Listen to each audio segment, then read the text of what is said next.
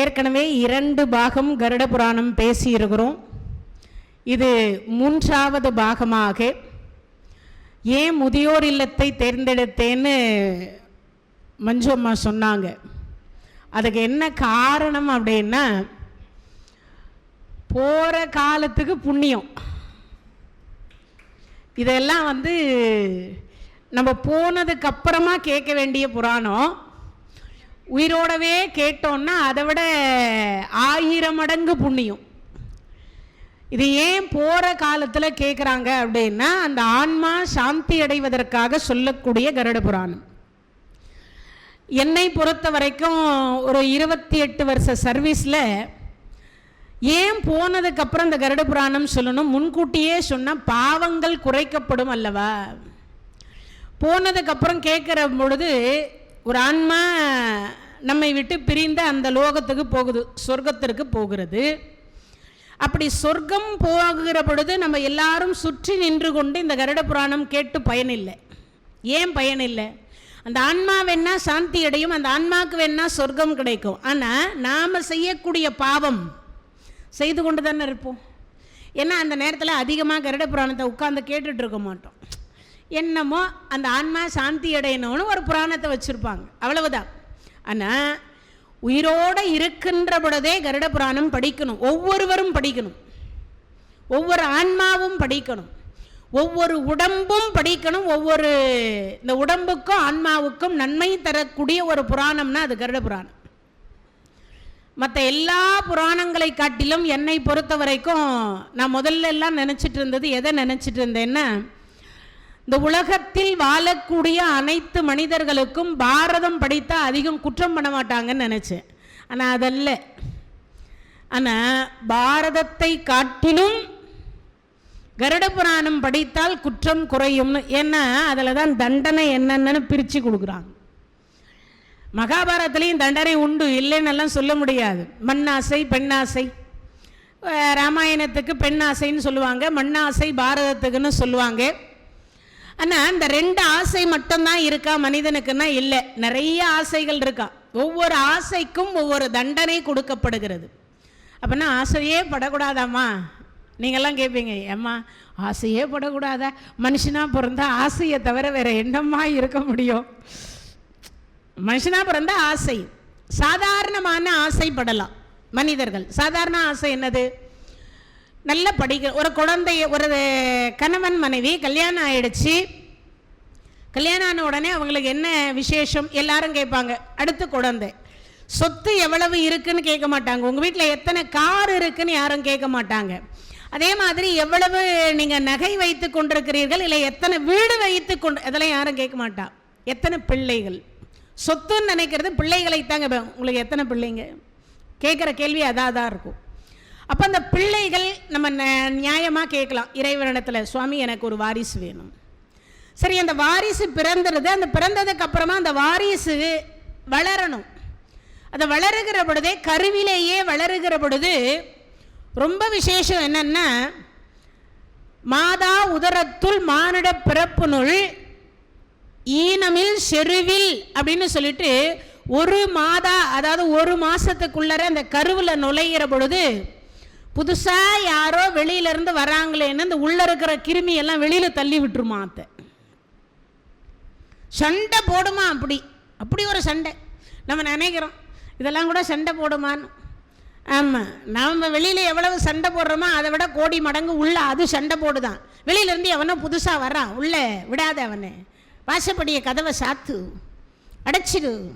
அது மட்டும் இல்லை, சண்டை போட்டு வெளியில் தள்ளி தள்ளி தள்ளி விட்டு அதுக்கப்புறம் தந்தையினுடைய வயிற்றில் ஒரு 2 மாதம், அம்மாவினுடைய வயிற்றில் 10 மாதம், மொத்தம் 1 வருஷம் ஆகும் ஒரு குழந்தை பிறக்கணுன்னா. சராசரி ஒரு ஆண்டு காலம். ஆனால் பெரும்பாலும் எல்லாம் நான் சொல்லுவோம் 10 மாதம் பிறந்தோம், 10 மாதம் பிறந்தோம். தந்தையினுடைய கருவில் வயிற்றில் ஒரு 2 மாதம் இருக்கும். அதுக்கப்புறமா தாயினுடைய கருவில் 10 மாதம் இருக்கும். மொத்தம் 12 மாதம் ஒரு கரு வெளியில் வருவதற்கு, ஒரு மனிதன் பிறப்பதற்கு. அப்போது இது 2ல் 1 மாதத்தில் இந்த முண்டி அடிக்குதா, அதையும் தாண்டி ஒன்று உள்ளே போய் நுழைஞ்சிருது. இந்த நுழைஞ்சதுக்கப்புறம் அது என்னென்னு கேட்டால், உள்ள நுழையிறதுக்கு முண்டி அடிச்சுட்டு நுழையும் போது அதில் ஒரு ரெண்டா பிளந்துருச்சுனாலும் கரு போச்சு, ரெண்டா உடஞ்சா போச்சு. தாண்டிக்காயின்னு ஒரு காய் இருக்கு. நெட்டில் ஆராய்ச்சி பண்ணுறதுக்கு தெரிஞ்சவங்கன்னா நீங்களாம் போய் ஆராய்ச்சி பண்ணுங்க. அது எவ்வளோ பெருசு இருக்கும்னு யாருக்காவது தெரியுமா? கடுகுல 4 மடங்குல, அணுவில் 4 மடங்குல பிரித்தா அவ்வளோ தாண்டிக்காய் அளவு தான் இருக்கும். அவ்வளவு சிறியது. கடுகெல்லாம் கிடையாது. கடுகை விட கடுகளவு அப்படின்னு வச்சுக்கலாம் வேணாம், ஏன்னா உங்களுக்கு புரியுறதுக்காக சொல்கிறேன்.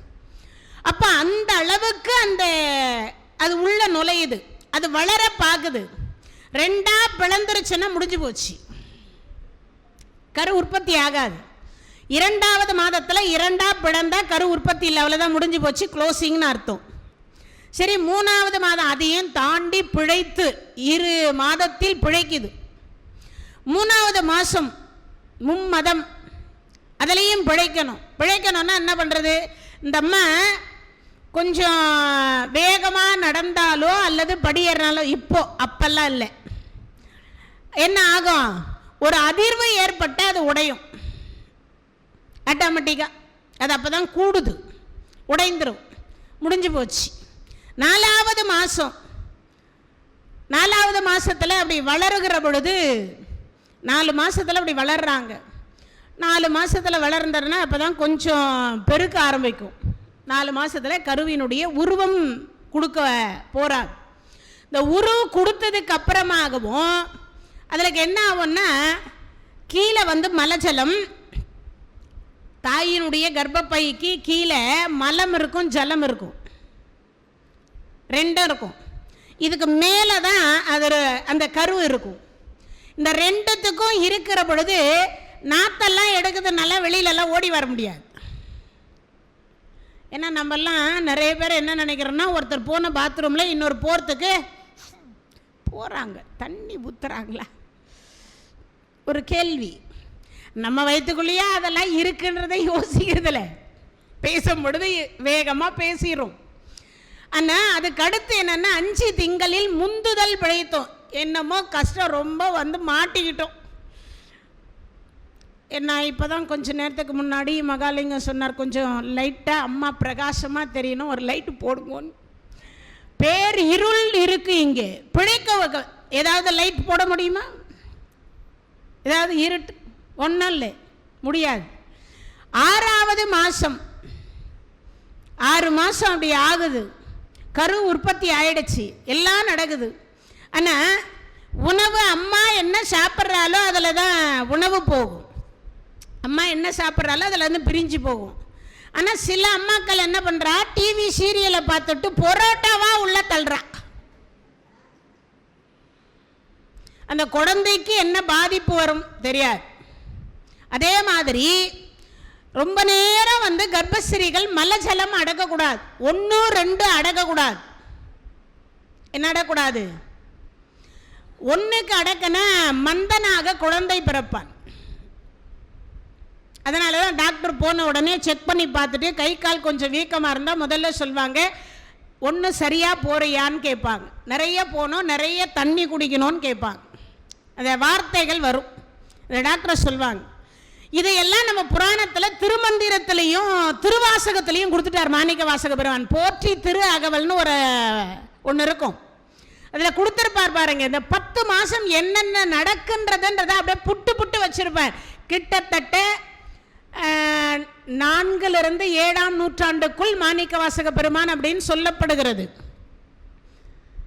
ஆனால் இப்போ தான் அறிவியல் கண்டுபிடிச்சி சொல்கிறாங்க, எத்தனையோ வருஷத்துக்கு முன்னாடியே வந்துட்டது. அப்போது இதை சொல்லுகிற பொழுது சொல்கிறார், இப்போ 7 திங்களில்ன்றார்.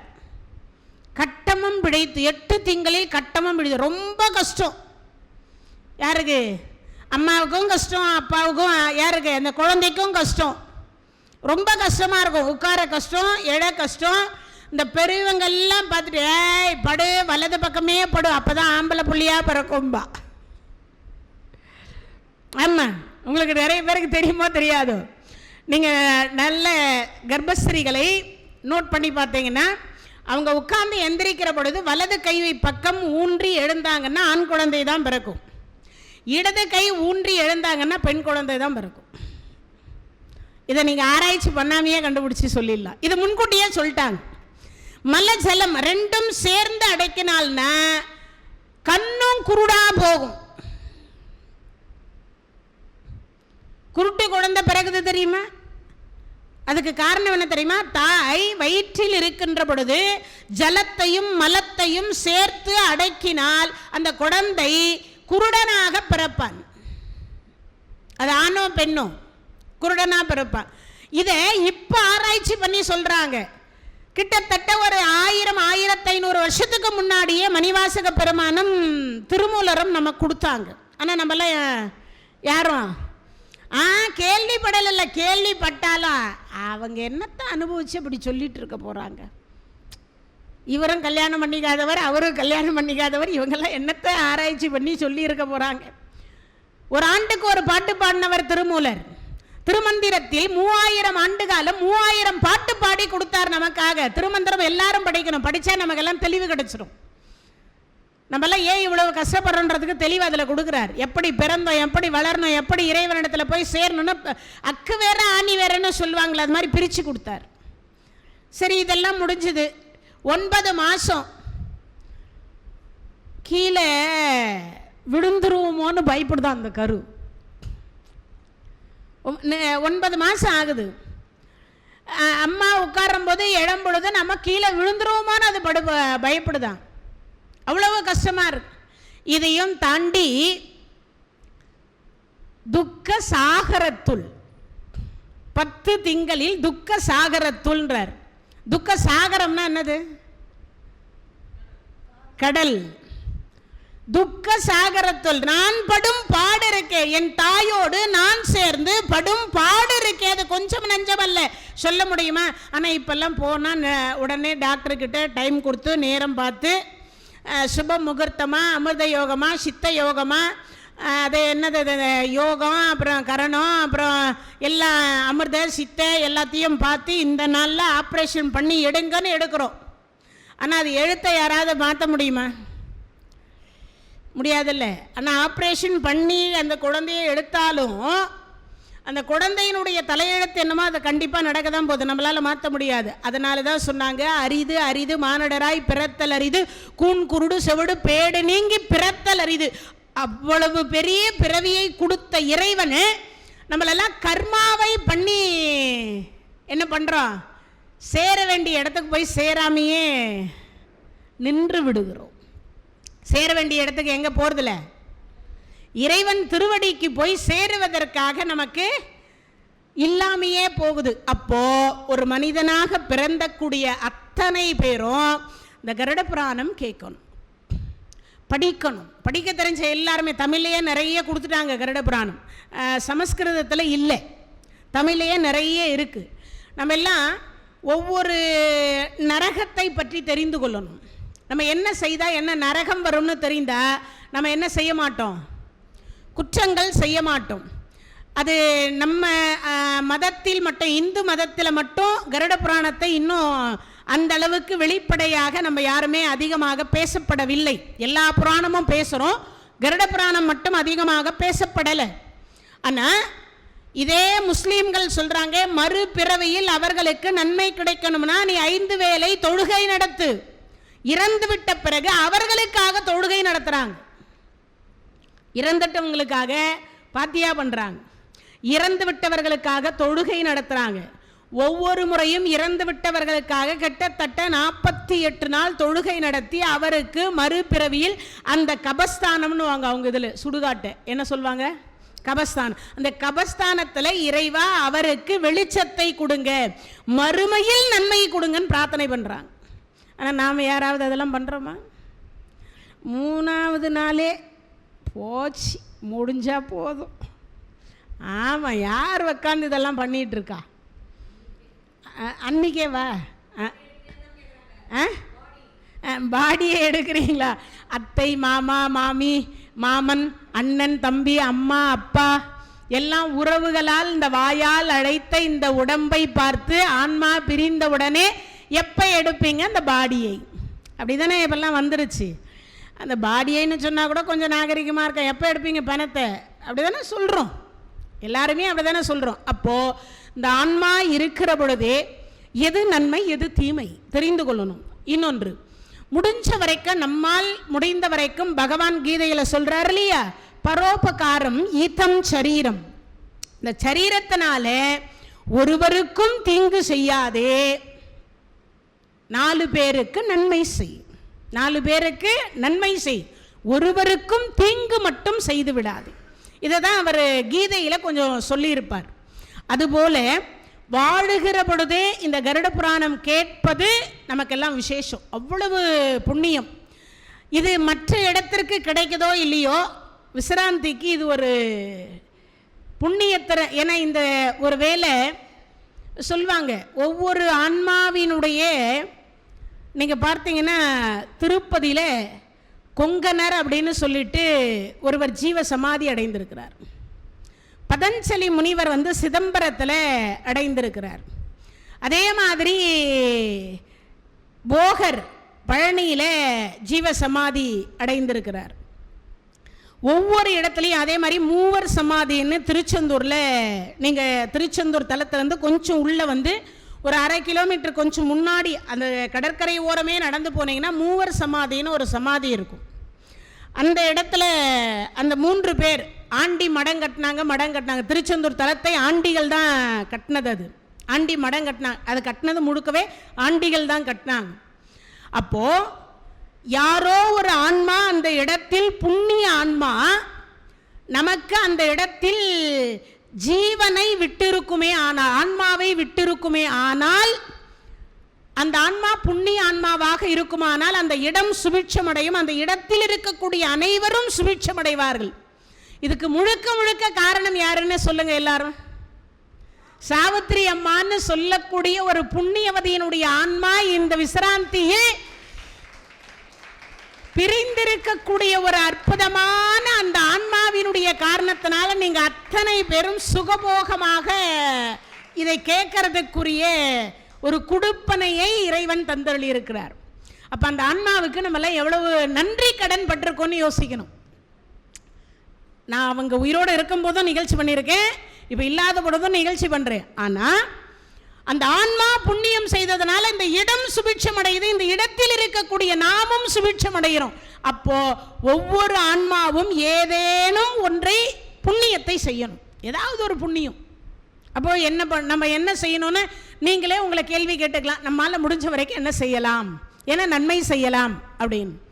அதனால் ஒவ்வொரு ஆன்மாவும் கேட்க வேண்டிய ஒரு புராணம் கருட புராணம். சரி, இதை கேட்டால் என்ன நன்மை, கேட்கலன்னா என்ன நன்மை? கேட்டால் ஒரு நன்மை இருக்குது அப்படின்னா, இந்த கருட புராணம் கேட்டதற்கு பிறகு முடிந்த வரைக்கும், நம்மால் ஆக முடிந்த வரைக்கும் தீங்கு செய்யாமல் ஒவ்வொரு முறையும், இப்போ நான் அந்த படிச்சுட்டு சொல்லிடுவேன் இல்லையா, என்னதற்கு எதற்கு என்ன தண்டனை அப்படின்னு சொல்லுவேன்ல, நீங்கள் அந்த தவறுகள் செய்யும் பொழுது உங்களுக்கு எல்லாருக்கும் அந்த தண்டனை ஞாபகம் வரும். அந்த தண்டனை ஞாபகம் வரும். அட போய்யா, இறந்ததற்கு பிறகு என்ன நடக்குது அவனுக்கு தெரிய போகுது, என்ன பண்ணாலும் என்ன, நம்மளை யாரு என்ன இந்த பூமியில் இருக்கிறவங்களா பார்க்க போகிறாங்க.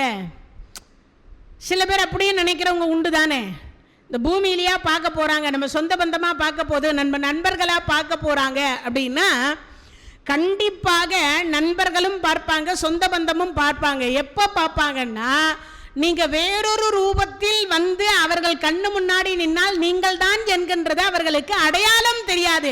ஆனால் நீங்கள் படக்கூடிய கஷ்டத்தை பார்க்கிற பொழுது அந்த உங்கள் சொந்த பந்தமே என்ன சொல்லணும்னா, போன ஜென்மத்தில் என்ன பாவம் பண்ணானோ இந்த ஜென்மத்தில் அனுபவிக்கிறான். நம்ம முன்னாடி தான் இருக்கிறார்கள் அவர்கள்.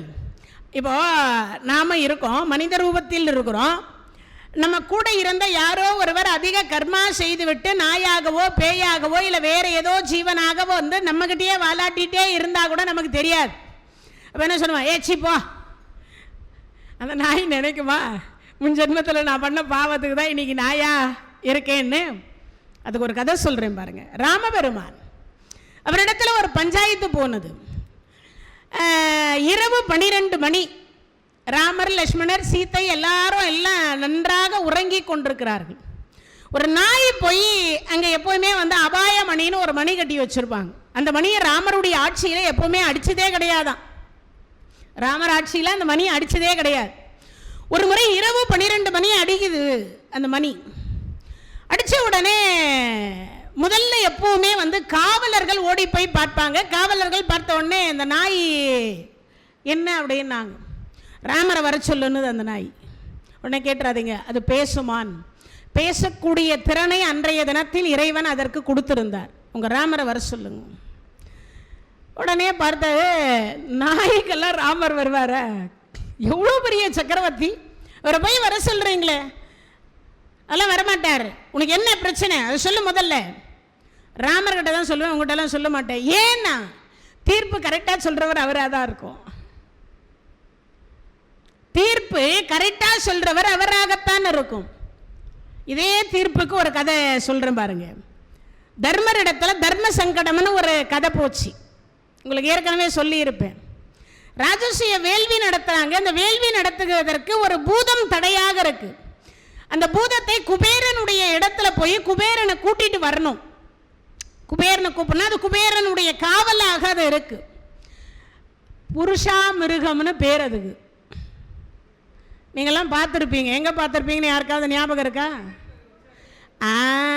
சிவபெருமானுடைய ஆலயத்தில் ஒரு நாள் உற்சவத்திற்கு அந்த 11 நாள் பிரம்மோற்சவம் நடத்துகிற பொழுது 7வது நாள் இல்லைன்னா சில கோயில்கள் ஒவ்வொரு கோயிலில் 6, 7, 8 இந்த 3 நாளில் ஏதாவது ஒரு நாள் புருஷாமிருகத்தின் மீது இறைவன் எழுந்தருளுவார். அந்த புருஷாமிருகம் குபேரப்பட்டினத்தில் காவல் இருக்கிறது. இப்போ காவல் இருந்த உடனே அதை உள்ள நுழையிறார். யார்? பீமசேனர்கிட்ட சொல்லி கிருஷ்ணர் சொல்லி அமுச்சு வச்சுக்கிறார். 11 கல்லு கொடுத்து அனுப்புகிறார். உன் உயிருக்கு ஆபத்து இல்லாமல் பாதுகாப்பாக நீ வெளியில் வரணும்னா அந்த புருஷாமிருகத்துக்கிட்ட இருந்தால் நீ தப்பிக்கணும். அப்போ சரி, உன்னை தவிர வேறு யாரெல்லாம் அங்கே போனாலும் தப்பிச்சு வர முடியாது. ஏன்னா நீ வாயுவினுடைய மகன். எவ்வளோ வேகமாக நடப்ப, எவ்வளோ வேகமாக ஓடுவேன்றது எனக்கு தெரியும், மற்றவங்களுக்கு தெரியாது. அதனால் நீ போயிட்டு வா, பத்திரமா. நான் தர்மர் கேட்குறார், கிருஷ்ணா என் தம்பி போனா அதுக்கிட்ட மாட்டினா திருப்பி கிடைக்க மாட்டான். இல்லை நான் பார்த்துக்கிறேன், நீ அனுப்பி வை. அவர் போனார். குபேரரை கூப்பிட்றார். இது சொல்லிடுச்சு, அவர் வருவார். ஆனால் அவர் வரணும்னா இந்த புருஷாமிருகம் கூட வரணும். அப்போதான் அந்த செல்வம் குறையாமல் இருக்கும். அதற்கு இன்னொன்று, அந்த புருஷாமிருகம் இருந்தால் எவனும் இடைஞ்சல் பண்ண மாட்டான் அந்த யாகத்திற்கு. இது கிருஷ்ணருக்கு தெரிஞ்சு சொல்லி அனுப்பி வச்சிருக்கிறார். இப்போ போகுது அது அழைக்க. நீ உள்ள போயிட்ட, நீ வெளியில வரைய, எப்படி வர்றேன்னு நான் பார்க்குறேன்னு அந்த புருஷாமிருகம் பீமசேனர்கிட்ட சொல்லும் பொழுது அதற்கு பீமசேனர் சொல்றார், பார்த்துக்கிறேன், அது மிகப்பெரிய எது சிவனை வணங்கக்கூடிய ஒரு மிருகம் அது. அதனால் சொல்லிட்டார், சரி உன்னை எப்படி சமாளிக்கணும்னு எனக்கு கிருஷ்ணர் சொல்லியிருக்காருன்னு குபேரரை கூப்பிட்டார். குபேரர் வான்வழியாக அவர் வரார். இப்போ இவர் நடந்து தான் வரணும், வான்வழியாக வர முடியாது. இப்போ புருஷாமிருகம் சொல்லுது, எங்கிட்ட இருந்து நீ தப்பிச்சிட்டா உயிரோட போய் உங்கள் அண்ணங்கிட்ட சேரலாம். எங்கிட்ட இருந்து நீ முதல்ல தப்பிக்கணும். அதுக்கு என்ன வழி? சரி நான் முன்னே ஓடுறேன், நீ பின்னாடி என்னை துரத்திட்டு வா, நீ பிடிச்சி என்னை தின்றுகொள், நான் வேண்டான்னு சொல்லலைன்னு இவர் ஓடுற. 2 பேரும் ஓடுங்க. அதில் இடையில உன்னை கிட்ட நெருங்க வரும் பொழுது நீ இந்த கல்லை வச்சீங்கன்னா அது சிவலிங்கமாக மாறும். அதை வழிபாடு செய்யறதுக்குள்ள நீ எவ்வளவு தொலைவு ஓடணுமா ஓடிக்கலாம். இப்படி ஓடுறாங்க, மாறி மாறி மாறி மாறி 10 கல் முடிஞ்சிச்சு. 11வது கல் வச்சிட்டு வணங்கிட்டு வர்றதுக்குள்ள தர்மராஜாவினுடைய ஆட்சிக்கு உட்பட்ட கரெக்டா இதனுடைய எல்லைக்கு உட்பட்டது. ஒரு கால் அங்க இருக்கு, ஒரு கால் இங்க இருக்கு. இந்த ஒரு காலை இந்த புருஷாமிருகம் பிடிச்சிச்சு. இந்த புருஷாமிருகம் பிடித்து விட்டது. பிடிச்சு அடுத்த வினாடி பார்த்தீங்கன்னா புருஷாமிருகம் வாதாடுது, நீ ஒழுங்கு மரியாதையா எனக்கு உணவாகு, நான் தான் உன்னை தொட்டுட்டனே, சரிவா, நீ நியாயம் அதிகமாக சொல்ல மாட்டேன், நான் நியாயம் இல்லை, எங்கள் மாமா கிருஷ்ணர் இருக்கார், அவர்கிட்ட நியாயம் கேட்கலாம். அவன் கடைஞ்ச வெண்ணைக்கு 1000 பொய் சொல்லுவான். கடைஞ்ச வெண்ணைக்கு 1000 பொய் சொல்லுவேன். அதுவும் நீ வாயுவினுடைய மகன், அதனால ஓம் பக்கம்னா அவன் பேசுவான். எனக்கு அவன் தீர்ப்பு சரியா சொல்ல மாட்டான். எனக்கு கிருஷ்ணர்கிட்ட வேண்டாம், வேற யாருக்கிட்ட, உங்க அண்ணன் தர்மர்கிட்ட போலாம், வா. நேரா பஞ்சாயத்து போகுது. தர்மர் கிட்ட பஞ்சாயத்து இப்போ நடக்குது. 2 பேருடைய வாக்குவாதம். பீமசேனர் அவர் வாக்குவாதத்தை வைக்கிறார், இந்த புருஷாமிருகம் அவர் வாக்குவாதத்தை வைக்குது. தர்மராஜாவுக்கு தர்ம சங்கடம் வாழ்க்கையில். தர்மருக்கே தர்ம சங்கடம்னா நமக்கெல்லாம் என்ன சங்கடம் வந்திருக்குன்னு யோசிக்கணும். இப்போ அவளுக்கு அந்த எண்ணம் வந்துட்டது. பார்க்கிறார், யோசிக்கிறார், என்னென்ன பண்ணலான்றார். சகாதேவனை பார்க்குறார். தீர்ப்பு சொல்ல வேண்டிய கட்டாயத்தில் நான் உட்கார்ந்துருக்கேன். ஆனால் இப்போ நான் நியாயத்தை பக்கம்தான் நிற்கணும். அதர்மத்தின் பக்கம் நின்னா தர்மராஜா தோத்தாட்டார் அப்படின்ற வரலாறு வந்துடும். பொய் சொன்னார்ன்ற வரலாறு வந்துடும். நீதி தவறிவிட்டார்ன்ற வரலாறு வரும். நாளைக்கு படிக்கிறவங்க அத்தனை பேர் இந்த தர்மராஜா மோசக்காரன்னு சொல்லுவாங்க. அதெல்லாம் செய்யக்கூடாது. அதனால் என்னடா தீர்ப்பு கொடுக்குறது? அண்ணா நீங்கள் தீர்ப்பு சொல்லிடுங்க. இந்த உடம்பு புருஷா மிருகத்திற்கு சொந்தம்னு சொல்லிடுங்க. நீங்கள் தீர்ப்பு கொடுத்துருங்க. ஏன்னா அவர் தான் தொட்டுட்டாரு. உன்னை தொட்டா நான் தின்னணுன்றது முடிவு சொல்லிட்டார். இப்போ அதுக்கு நான் இடைஞ்சலாக கூட 2 வார்த்தையை சேர்த்து நான் பேசிக்கிறேன் வாக்குவாதத்தில். அப்படி பேசுகிற பொழுது சொல்றார், நீ எல்லைக்கு ஒரு கால் இருந்தது, இருந்தாலும் அந்த ஒரு கால் என்பது இவருடைய உடம்புக்குள் இருக்கின்ற காரணத்தினால் நீ அவரை தொட்டுவிட்டதனாலே நீங்கள் அவரை உண்டு கொள்ளலாம், உனக்கு சொந்தம்ன்றதை அவர் சொல்லிட்டார். இப்போ தீர்ப்பு முடிவாயிடுச்சு. சகாதேவர் சொன்னார், தர்மரே ஒரு நிமிஷம்னார். என்ன நீங்கள் அப்படி சொல்லிட முடியாது. உடம்புல 2 கால் இருக்கு. ஒரு கால் தர்மருடைய பட்டாபிஷேகத்திற்கு உட்பட்ட நிலத்தில் அவர் வைத்திருந்தார். அது தர்மருக்கு தானே சொந்தம். இவர் தொட்ட கால் வேண்டுமானால் இவருக்கு சொந்தமாக இருக்கலாம். வாதாடுவதற்கு யாரும் இல்லை என்று எங்கள் அண்ணாவை நீங்கள் முழுமையாக அந்த மிருகத்திற்கு கொடுக்க முடியாது வாதாடுறார். நடக்குது அந்த கதை. இப்பெல்லாம் பட்டிமன்றம் என்ன வாதாடுறாங்க? 2 பேரும் வாதாடினாங்க. வாதாடுகிற பொழுது இப்போ சொல்றார், சரி அந்த புருஷாமிருகம் சொல்லுது, ஆமாம் நீ சொல்றது நியாயம், சகாதேவா நீ சொல்லுவது நியாயம். ஒரு கால் தர்மருக்கு, ஒரு கால் எனக்கு. பிரிச்சியா கொடுக்க முடியும்? நீ வச்சுக்கோ. சொல்ல முடியுமா? யோசி பாருங்க. சொன்னாலும் உயிர் போகும். ஒரு கால் எடுத்தாலும் இவருக்கு உயிர் போகும். இப்ப சகாதேவன், அதான் நுண்ணறிவு என்று சொல்லுவது. அறிவையை பயன்படுத்துகிற பொழுது நுண்ணறிவா பயன்படுத்தணும். எப்படி பயன்படுத்துறது யோசிக்கிறார். உங்களுக்கு நீங்க தொட்ட கால் உங்களுக்கு, அதில் எந்த மாற்றமும் இல்லை. தர்மராஜா ஆட்சியில் எப்போ நீதி தவற மாட்டார். எங்கள் அண்ணா சொல் பிரகாரம் உங்களுக்கு அந்த கால் நீங்கள் எடுத்துக்கொள்ளுங்கள், உண்டு கொள்ளுங்கள், என்ன வேண்டாம் செய்து கொள்ளுங்கள். ஆனால் இன்னொரு கால் எங்கள் அண்ணாவினுடைய எல்லைக்கு உட்பட்டதல்லவா. நீங்கள் உண்ணுகிற பொழுதோ வெட்டுகிற பொழுதோ இல்லை நீங்க என்ன செய்கிற பொழுதோ இந்த இன்னொரு காலுக்கும் இன்னொரு உடம்புக்கும் வலிக்காமல் நீங்கள் செய்து கொள்ள வேண்டியது. கைத்தட்டலாம்ல சகாதேவர் அறிவுக்கு. அவர் சொல்றார், ஒரு கால் உன்னுடையதை எடுத்துக்கொள், நான் வேண்டாம் என்று சொல்லவில்லை, தடுக்கவில்லை. ஆனால் அந்த காலை நீ உண்ணுகிற பொழுதோ வெட்டுகிற பொழுதோ இல்லை நீ தின்கிற பொழுதோ இன்னொரு காலுக்கோ உடம்புக்கோ வலிக்காமல் நீ எடுத்துக்கொள்ள வேண்டியது. அவ்வளவுதான் தீர்ப்பு, முடிஞ்சு போச்சு. இப்போ அந்த பூதம் எப்படி வலிக்காம கடிக்க முடியும், எப்படி வலிக்காம வெட்ட முடியும் யோசிச்சு பாருங்க. அப்பதான் அந்த பூதம் சொன்னதான், இந்த ராஜசூய வேள்வியை நான் காப்பாற்றி தருகிறேன். அப்பது ஒரு வார்த்தை சொன்னது, தர்மரே நீதி தவறாமல் இவன் இறந்து விடுவான், இவனை முழுமையாக நான் உன்றுவிட்டால் இறந்து விடுவான் என்று தெரிந்தும் கூட நீதிக்காக தர்மத்திற்காக நீ துணை நின்னாயே, உன் தர்மம் வாழ்க என்றும் தர்மன் புகழ் வாழ்கன்னு ஒரு மிருகம் வாழ்த்தியது. அப்பதான் அந்த மிருகத்தை வச்சு கிருஷ்ண பகவான் சாம்ராட் பட்டம் கொடுத்தார். ஆட்சியிலேயே யாருக்குமே சாம்ராட் பட்டம் கிடையாது, தர்மருக்கு மட்டும்தான் சாம்ராட் பட்டம். ஆட்சி பீடத்திலேயே யாருக்குமே சாம்ராட் பட்டம் கிடையாது. ஆனால் சாம்ராட் பட்டம் வாங்கிய ஒருவர் யாருன்னா தர்மராஜா. அந்த பட்டம் ராஜாக்களுக்கு கொடுக்கக்கூடிய பட்டம்.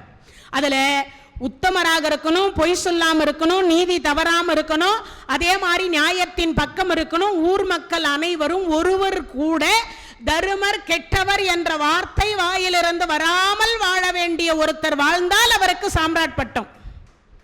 அப்படி ஒரு பட்டத்தை அவர் கொடுத்தார். எதை வச்சு? இந்த பூதத்தை வச்சு கொடுத்தார். இப்போ இங்க நீதி தவறலையா? அதே மாதிரி இப்போ இந்த நினைவுபடுத்துவது போல இந்த நாய் சொல்லுது, ராமர் மட்டும்தான் என்ன தவற மாட்டார், நீதி தவற மாட்டார். இந்த மணி அடிச்சுக்கிட்டே இருக்குது. அடிச்சுக்கிட்டே இருந்த உடனே பார்க்கிறார், என்ன யாரும் காவலர்கள் போய் கேட்கலையா? லக்ஷ்மணர் எழுந்து வந்தார். எழுந்து வந்த உடனே, காவலரே ஏன் ரொம்ப நேரமாக மணி அடித்து கொண்டிருக்கிறது, என்ன காரணம்? இல்லை 12 மணி ஆயிடுச்சு, ராமபெருமான் உறங்கி கொண்டிருப்பார், இந்த நேரத்தில் இந்த நாய் நான் ராமர்கிட்ட தான் பேசுவேன்னு சொல்லுது, நான் என்ன செய்யறது, நான் என்ன செய்யறது? அப்போ சொல்லும் பொழுது சொல்கிறார், அப்படியா, நான் கேட்குறேன், நான் ராமருடைய தம்பி, என் பெயர் லக்ஷ்மணன், தெரியுமே? அந்த நாய் சொல்லுது, தெரியுமே.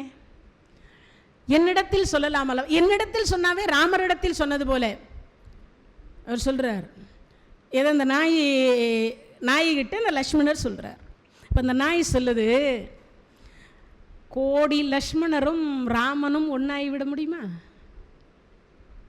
கோடி லக்ஷ்மணரும் ராமனும் ஒன்றாகி விட முடியுமா? ராமன் ராமன் தான், லக்ஷ்மணன் லக்ஷ்மணன் தான். நீ எதை வைத்து சொல்லுகிறாய், எதை வைத்து சொல்லுகிறாய்? இது முடிஞ்சு முன்னாடி தான் முடிஞ்சது, அதுக்கப்புறம் தான் இந்த கதை நடக்குது. அயோத்தியை அதாவது பார்த்தீங்கன்னா இப்போ ராவணன் சீதையை தூக்கிட்டு போயிட்டான். இப்போ கேட்குறார், இவர் யார்? லக்ஷ்மணர் கேட்குறார்.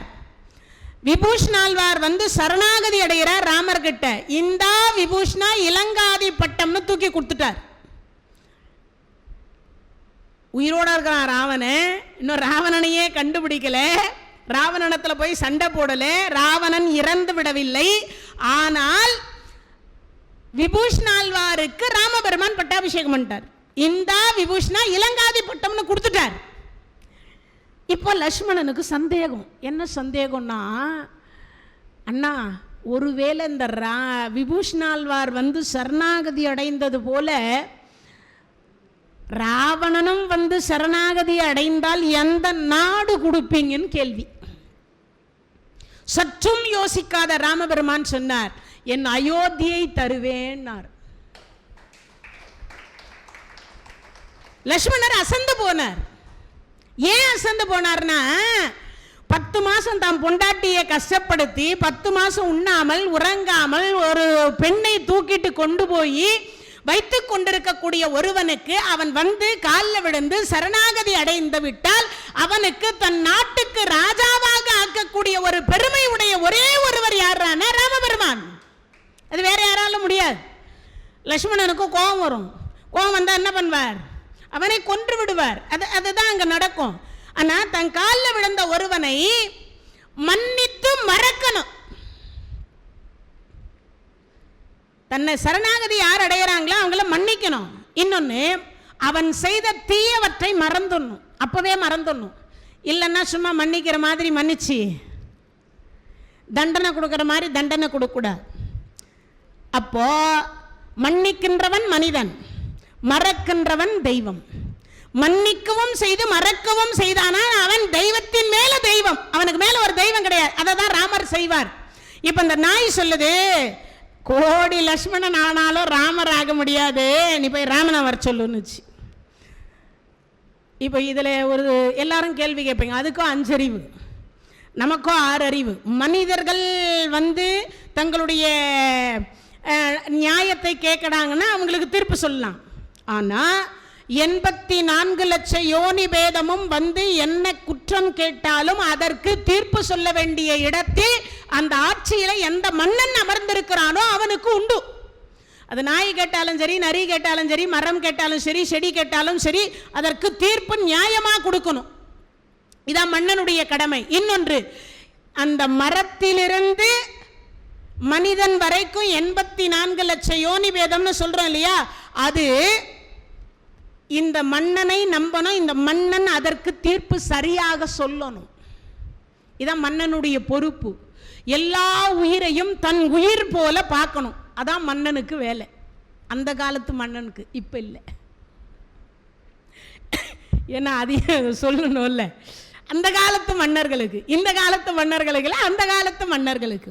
அப்போ இப்போ ராமர்கிட்ட இந்த விஷயத்தை போய் சொல்லலாமா வேண்டாமா? லக்ஷ்மணர் பார்த்தா மணி அடிச்சுக்கிட்டே இருக்கு. ராமரே எழுந்து கதவை திறந்து வெளியில் வரார்.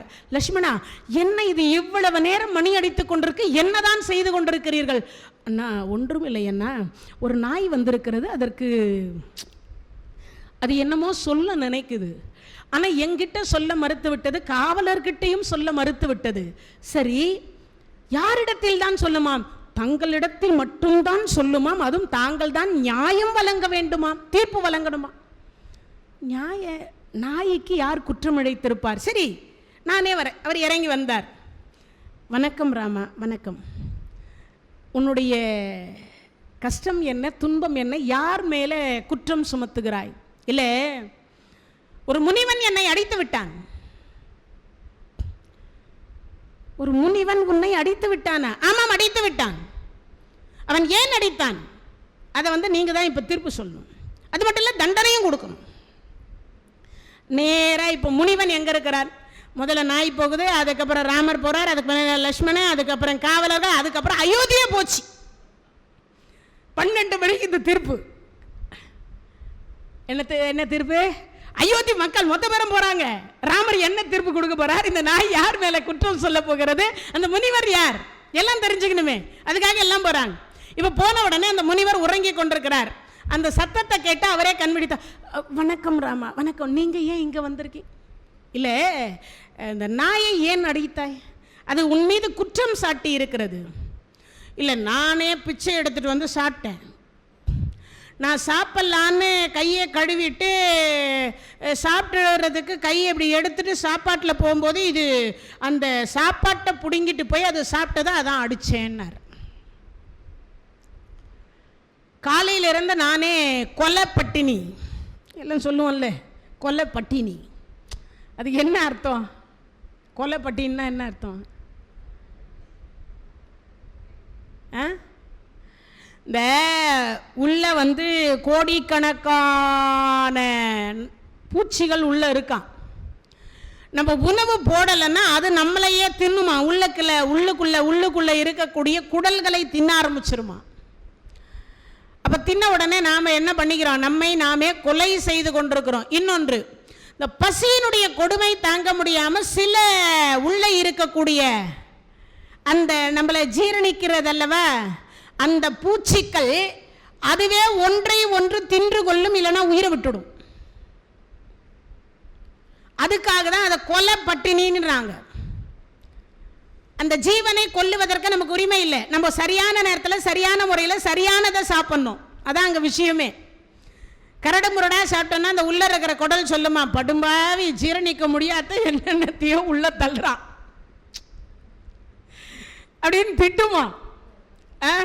அவ அது சொல்லும்ல, அது அவ இதுக்கு நம்ம சொல்லணும்ல, எதை சாப்பிடணுமோ அதை சாப்பிட மாட்டேன்றான், எது சாப்பிடக்கூடாதோ அதை சாப்பிட்றான். அப்போ அது சொல்லும்ல இந்த மாதிரின்னு. அப்போ அது போல இங்கே சொல்லுகிற பொழுது சொல்றார், நானே கொல்லப்பட்டினி, என்னை அதை நான் உண்கிறேன். உண்ணுகிற பொழுது இது தட்டி பறித்து அதை எதை நாய் சாப்பிட்டு விட்டது. அப்போ நீ இதை செய்தாயா? அவர் கேட்டார், ராமர் கேட்டார். ஆமாம், செய்தேன். நீ எப்போ செய்தாய்? அப்போ அந்த நாய் பதில் சொல்லுது, காலையிலேருந்து இவர் கூடவே வாலாட்டிகிட்டே போனேன். இவர் எங்கெல்லாம் போனாரோ அவர் கூட தான் போனேன். அவர் பட்டினியாக இருக்கிற மாதிரி நானும் பட்டினியாக இருந்தேன். எனக்கு அஞ்சறிவு. அவர் சாப்பிட்றதுக்கு முன்னாடி எப்பயும் எனக்கு வைப்பார், வச்சுட்டு தான் சாப்பிடுவார். இன்னைக்கு வைக்காம சாப்பிட்டார். முழுசா அவரே சாப்பிட போறாரு. எனக்கு பசி எடுத்தது, நான் தட்டி பறிச்சேன்.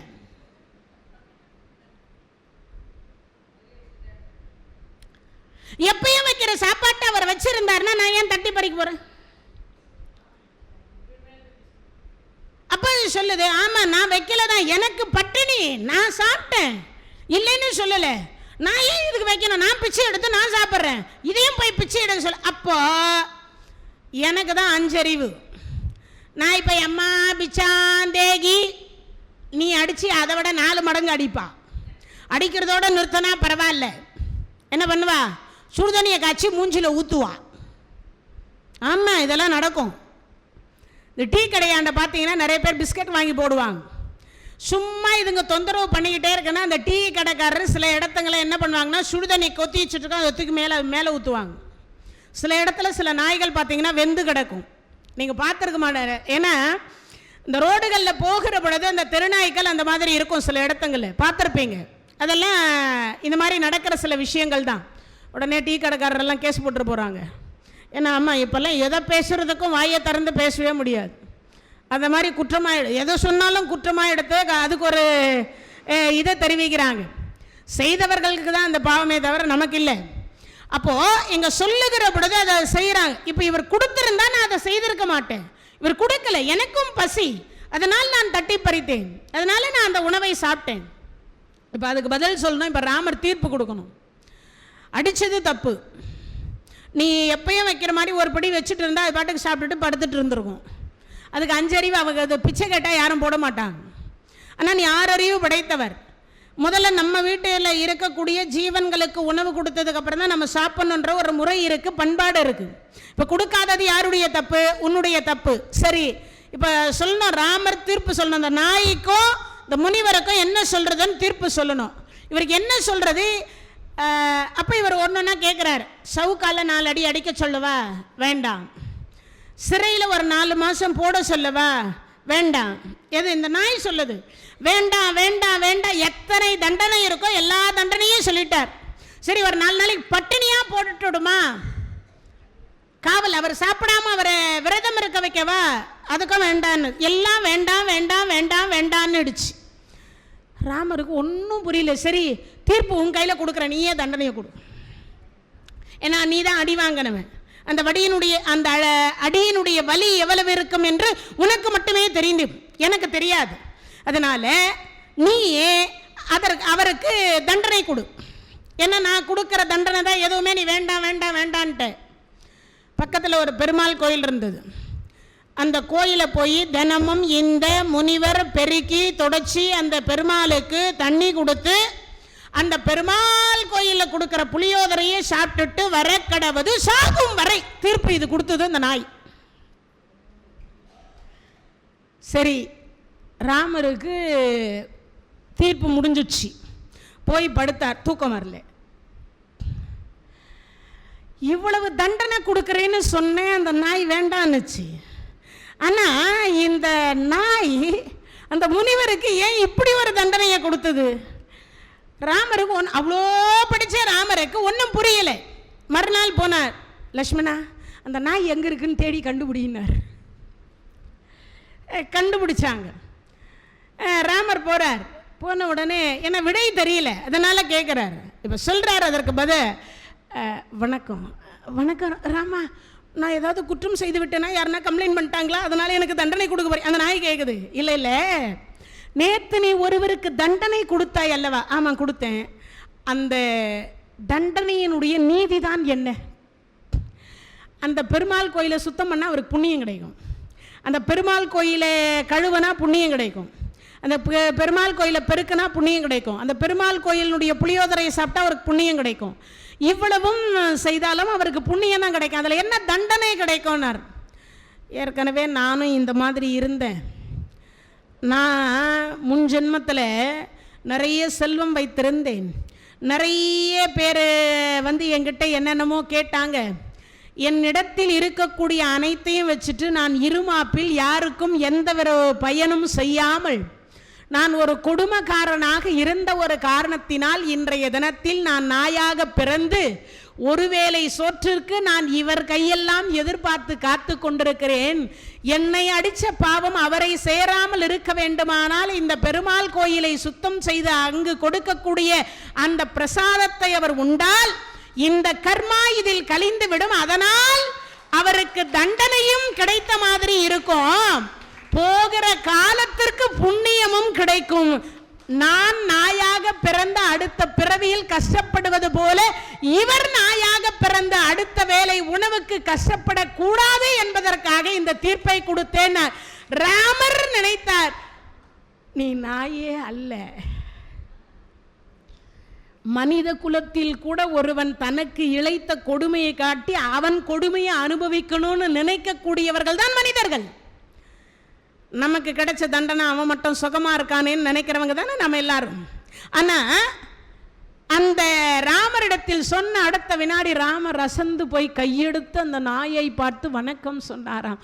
உன் போன்ற அறிவு எங்கள் மனித குலத்திற்கு இருந்து விட்டு இருக்குமே, ஆனால் ஒருவரும் குற்றமற்றவர்களாக நாங்கள் இருப்போம், எங்க நாட்டில் மும்மாறி மழை பெய்யும்னார். அப்போ இதுல இருந்து நமக்கு என்ன புரியுது? ராமரிடத்தில் அந்த நாய் நீதி கேட்க போனது கதையாக இருக்கலாம். இதிலிருந்து நாம் புரிந்து கொள்ள வேண்டியது என்ன? நாம கஷ்டப்பட்டாலும் கூட நமக்கு தீங்கிழைத்தவர்கள் அடுத்த ஜென்மத்திலும் கஷ்டப்படக்கூடாது என்கின்ற மனோபாவம் ஒரு 5 அறிவு படைத்த மிருகத்திற்கு இருக்குமே, ஆனால் 6 அறிவு படைத்த நமக்கெல்லாம் எவ்வளவு இருக்க வேண்டும் என்று யோசிக்கணும். அதான் கருட புராணம். அப்போ தண்டனை என்ன அப்படிங்கிறது நமக்கு தெரியணும்ல. அதனால முடிந்த வரைக்கும் நாம் என்ன பண்ணக்கூடாது? மற்றவர்களுக்கு நமக்கு துன்பமே இழைத்தவராக இருந்தாலும் கூட என்ன செய்யக்கூடாது? தீங்கு செய்யாமல் இருப்பது நமக்கு எதை தரும்? புண்ணியத்தை தரும். நமக்கு தீங்கு செய்தவராக இருந்தாலும் அவருக்கு நம்ம தீங்கு செய்யாமல் இருந்தால் நமக்கு புண்ணியத்தை தரும். நாம் போன டைம் 8வது பன்றி முகம் அப்படின்னு சொல்லிட்டு உள்ள நரகத்தை பார்த்தோம். பன்றி முகம் அப்படின்ற ஒரு நரகத்தை தான் நாம் பார்த்தோம். அதற்கு பிறகு பார்த்தீங்கன்னா, அநியாயமாக பிறரை தண்டித்து அகந்தை அநீதிகள் பல கொடுமைகள் புரிந்து அக்கிரமக்காரர்கள் அடையும் நரகம் இது. இது அந்த நரகம் பன்றி முகம்னு சொல்லுவாங்க. சரி, இந்த நரகத்திற்கு என்ன? அது அப்படி பன்றி முகம்னா என்ன நரகமாக இருக்கும்னா, கோர பற்கள் நிறைந்த பன்றி, கோர பற்கள் இருக்கும். அதில் நாம் செய்யக்கூடிய அநியாயமாக பிறரை தண்டிக்க கூடாது. அநியாயமாக பிறரை தண்டிக்க கூடாதுன்னா என்ன அர்த்தம்? இப்போ அதுக்கு அம்மா கேட்டாங்க, ஒரு வாரம் எங்களுக்கு மகாபாரதம் சொல்லுங்கம்மான்னாங்க. அந்த மகாபாரதத்திலேருந்தே ஒரு உதாரணம் கொடுக்குறேன். துரியோதனன் நேராக அங்கே போனது ராஜசூய வேள்விக்கு. அங்கே உட்காந்து ஒரு 6 மாதம் எல்லாம் சாப்பிட்டாங்க, நல்லா சாப்பிட்டாங்க. சாப்பிட்டுட்டு திரும்பி வரும்போது வேணுன்றதை எடுத்துகிட்டு போனதான் தர்மராஜா கொடுத்தார். எல்லாருக்கும் கொடுத்தார், இவங்களுக்கு அவங்களுக்குன்னு இல்லை. அள்ளி அள்ளி கொடுத்த கர்ணனுடைய கை சிவந்து போனது. அவன் தான் அள்ளி கொடுக்குறான். ஏன் அள்ளி கொடுக்குறான்னா, அள்ளி கொடுக்கக்கூடிய பொறுப்பை தர்மராஜா கர்ணனிடத்தில் கொடுத்தார். ஏன் கொடுத்தார்னா, அவன் கை வளரும் கை. நாமெல்லாம் கூட சமையல் பண்ணுவோம். சில பேர் கை காலையில் வச்ச சாம்பார் மறுநாள் காலையில் வரைக்கும் நல்லா இருக்கும். சில பேர் சாம்பார் வச்சாங்கன்னா 12 மணிக்கெல்லாம் முள்ளங்கி சாம்பார் வச்சாங்கன்னா இன்னும் நல்லா இருக்கும். கைராசின்னு சொல்லுவாங்க இல்லையா? உண்டு தானே? அதே மாதிரி சில பேர் சாப்பாடு எடுத்து போட்டாங்கன்னா வயிறு நிறையிற மாதிரி சாப்பாடு போடுவாங்க. சில தாய்மார்கள் சாப்பாடு போட்டாங்கன்னா டீஸ்பூனில் போடுற மாதிரி போடுவாங்க. வைக்கட்டுமா, போட்டுமா, சாப்பிட்றீங்களா, இல்லை போதுமா, இல்லை நீங்கள் இலையில விட்டுருவீங்களா, தட்டில் விட்டு, இப்படியெல்லாம் சில கேள்வி வரும். எனக்கு தெரிஞ்ச ஒரு அம்மா டீஸ்பூனில் தான் சோறு போடுவாள். ஆமாம், பெத்த பிள்ளைங்களுக்கும் டீஸ்பூனில் தான் சோறு போடுவா, கட்டிய கணவருக்கும் டீஸ்பூனில் தான் சோறு போடுவா, 2 பேருக்குமே அதில் தான் சோறு போடுவா. நான் அந்த வீட்டுக்கு சில நேரத்தில் போனேன்னா அங்கே இருக்கக்கூடியவங்கெல்லாம் சொல்லிவிடுவாங்க, அம்மா அம்மா என்னம்மா இன்றைக்காவது வயிறார சாப்பிட்ணுமா, அதனால் அவங்கள பந்திக்கு விட்டுறாதீங்க, நீங்கள் நில்லுங்கம்பாங்க. இல்லை, அது சில பேருக்கு அது சொல்லுவாங்கல்ல, கைராசின்னு சொல்லுவாங்க. சில தாய்மார்கள் என்ன பண்ணால் 2 இட்லி வச்சுட்டு உள்ளே போயிட்டாள்னா திருப்பி வரவே மாட்டான், கை கழுவும் போது தான் வருவான். ஏன்னு கேட்டுவேன். அந்த கை கழுவுறத பார்த்துட்டு அப்புறம் என்னங்க 2 இட்லி போதுமாங்க, நீ வருவே மனசுக்குள்ள நினைப்போம், மூதேவி இன்னும் 2 இட்லி சாப்பிட்லான்னு நினச்சேன். பஞ்சு மாதிரி இருந்தது, புதினா சட்னியும் நல்லா தான் இருந்தது. இன்னும் 2 இட்லி சாப்பிட்லான்னு நினச்சேன். வந்து தொலைவேன்னு பார்த்தா எச்சக்கையில் எப்படி ஹாட் பாக்ஸில் இருந்து நாமே அந்த இட்லியை போட்டுக்கிறது, இடத கையில் எப்படி போடுறதுன்னு வரும்னு நினச்சேன். ஆனால் வரவே இல்லை. உள்ளேயே இருந்துட்டு கை கழுவும் போது வந்து கேட்குது, 2 சாப்பிட்றதானே. அப்போ அப்படியும் சில பேர் இதெல்லாம் என்னென்னு கேட்டால் சிலதெல்லாம் அந்த மாதிரி. இன்னொன்றும் பார்த்தீங்கன்னா, அந்த காலத்து கல்யாணம்லாம் பார்த்தீங்கன்னா பாயாசம் கடைசியாக வைப்பாங்க. இந்த பாயாசத்தை கரண்டி இவ்வளவு தான் போட்டிருப்பாங்க. இப்போ தான் யாரும் வந்து அந்த பாயாசத்தை அதிகமாக விரும்புறதில்லை. எல்லாரும் சொல்லிடுறான் சுகரு வேண்டாம், யாருமே குடிக்க மாட்டேன்றாங்க. ரொம்ப வருத்தமாக சொல்கிறாங்க, பாயாசத்தை யாருமே விரும்பியே குடிக்க மாட்டேங்கிறாங்கன்னு. அப்போது ஒரு காலத்துல எல்லாம் லட்டை பாட்டிமார்கள்லாம் எடுத்து அந்த முந்தானையில் மறைச்சி வச்சுட்டு, ஏப்பா லட்டே வைக்கலப்பா, அந்த இலையோடு முடிஞ்சிச்சு. அப்புறம் பார்த்தா நான் இப்படி திரும்பிட்டு இருந்தேன், அவர் அந்த இலையிலேருந்து வச்சுட்டு போயிட்டாரு, இன்னொரு லட்டு வை அப்படிமா.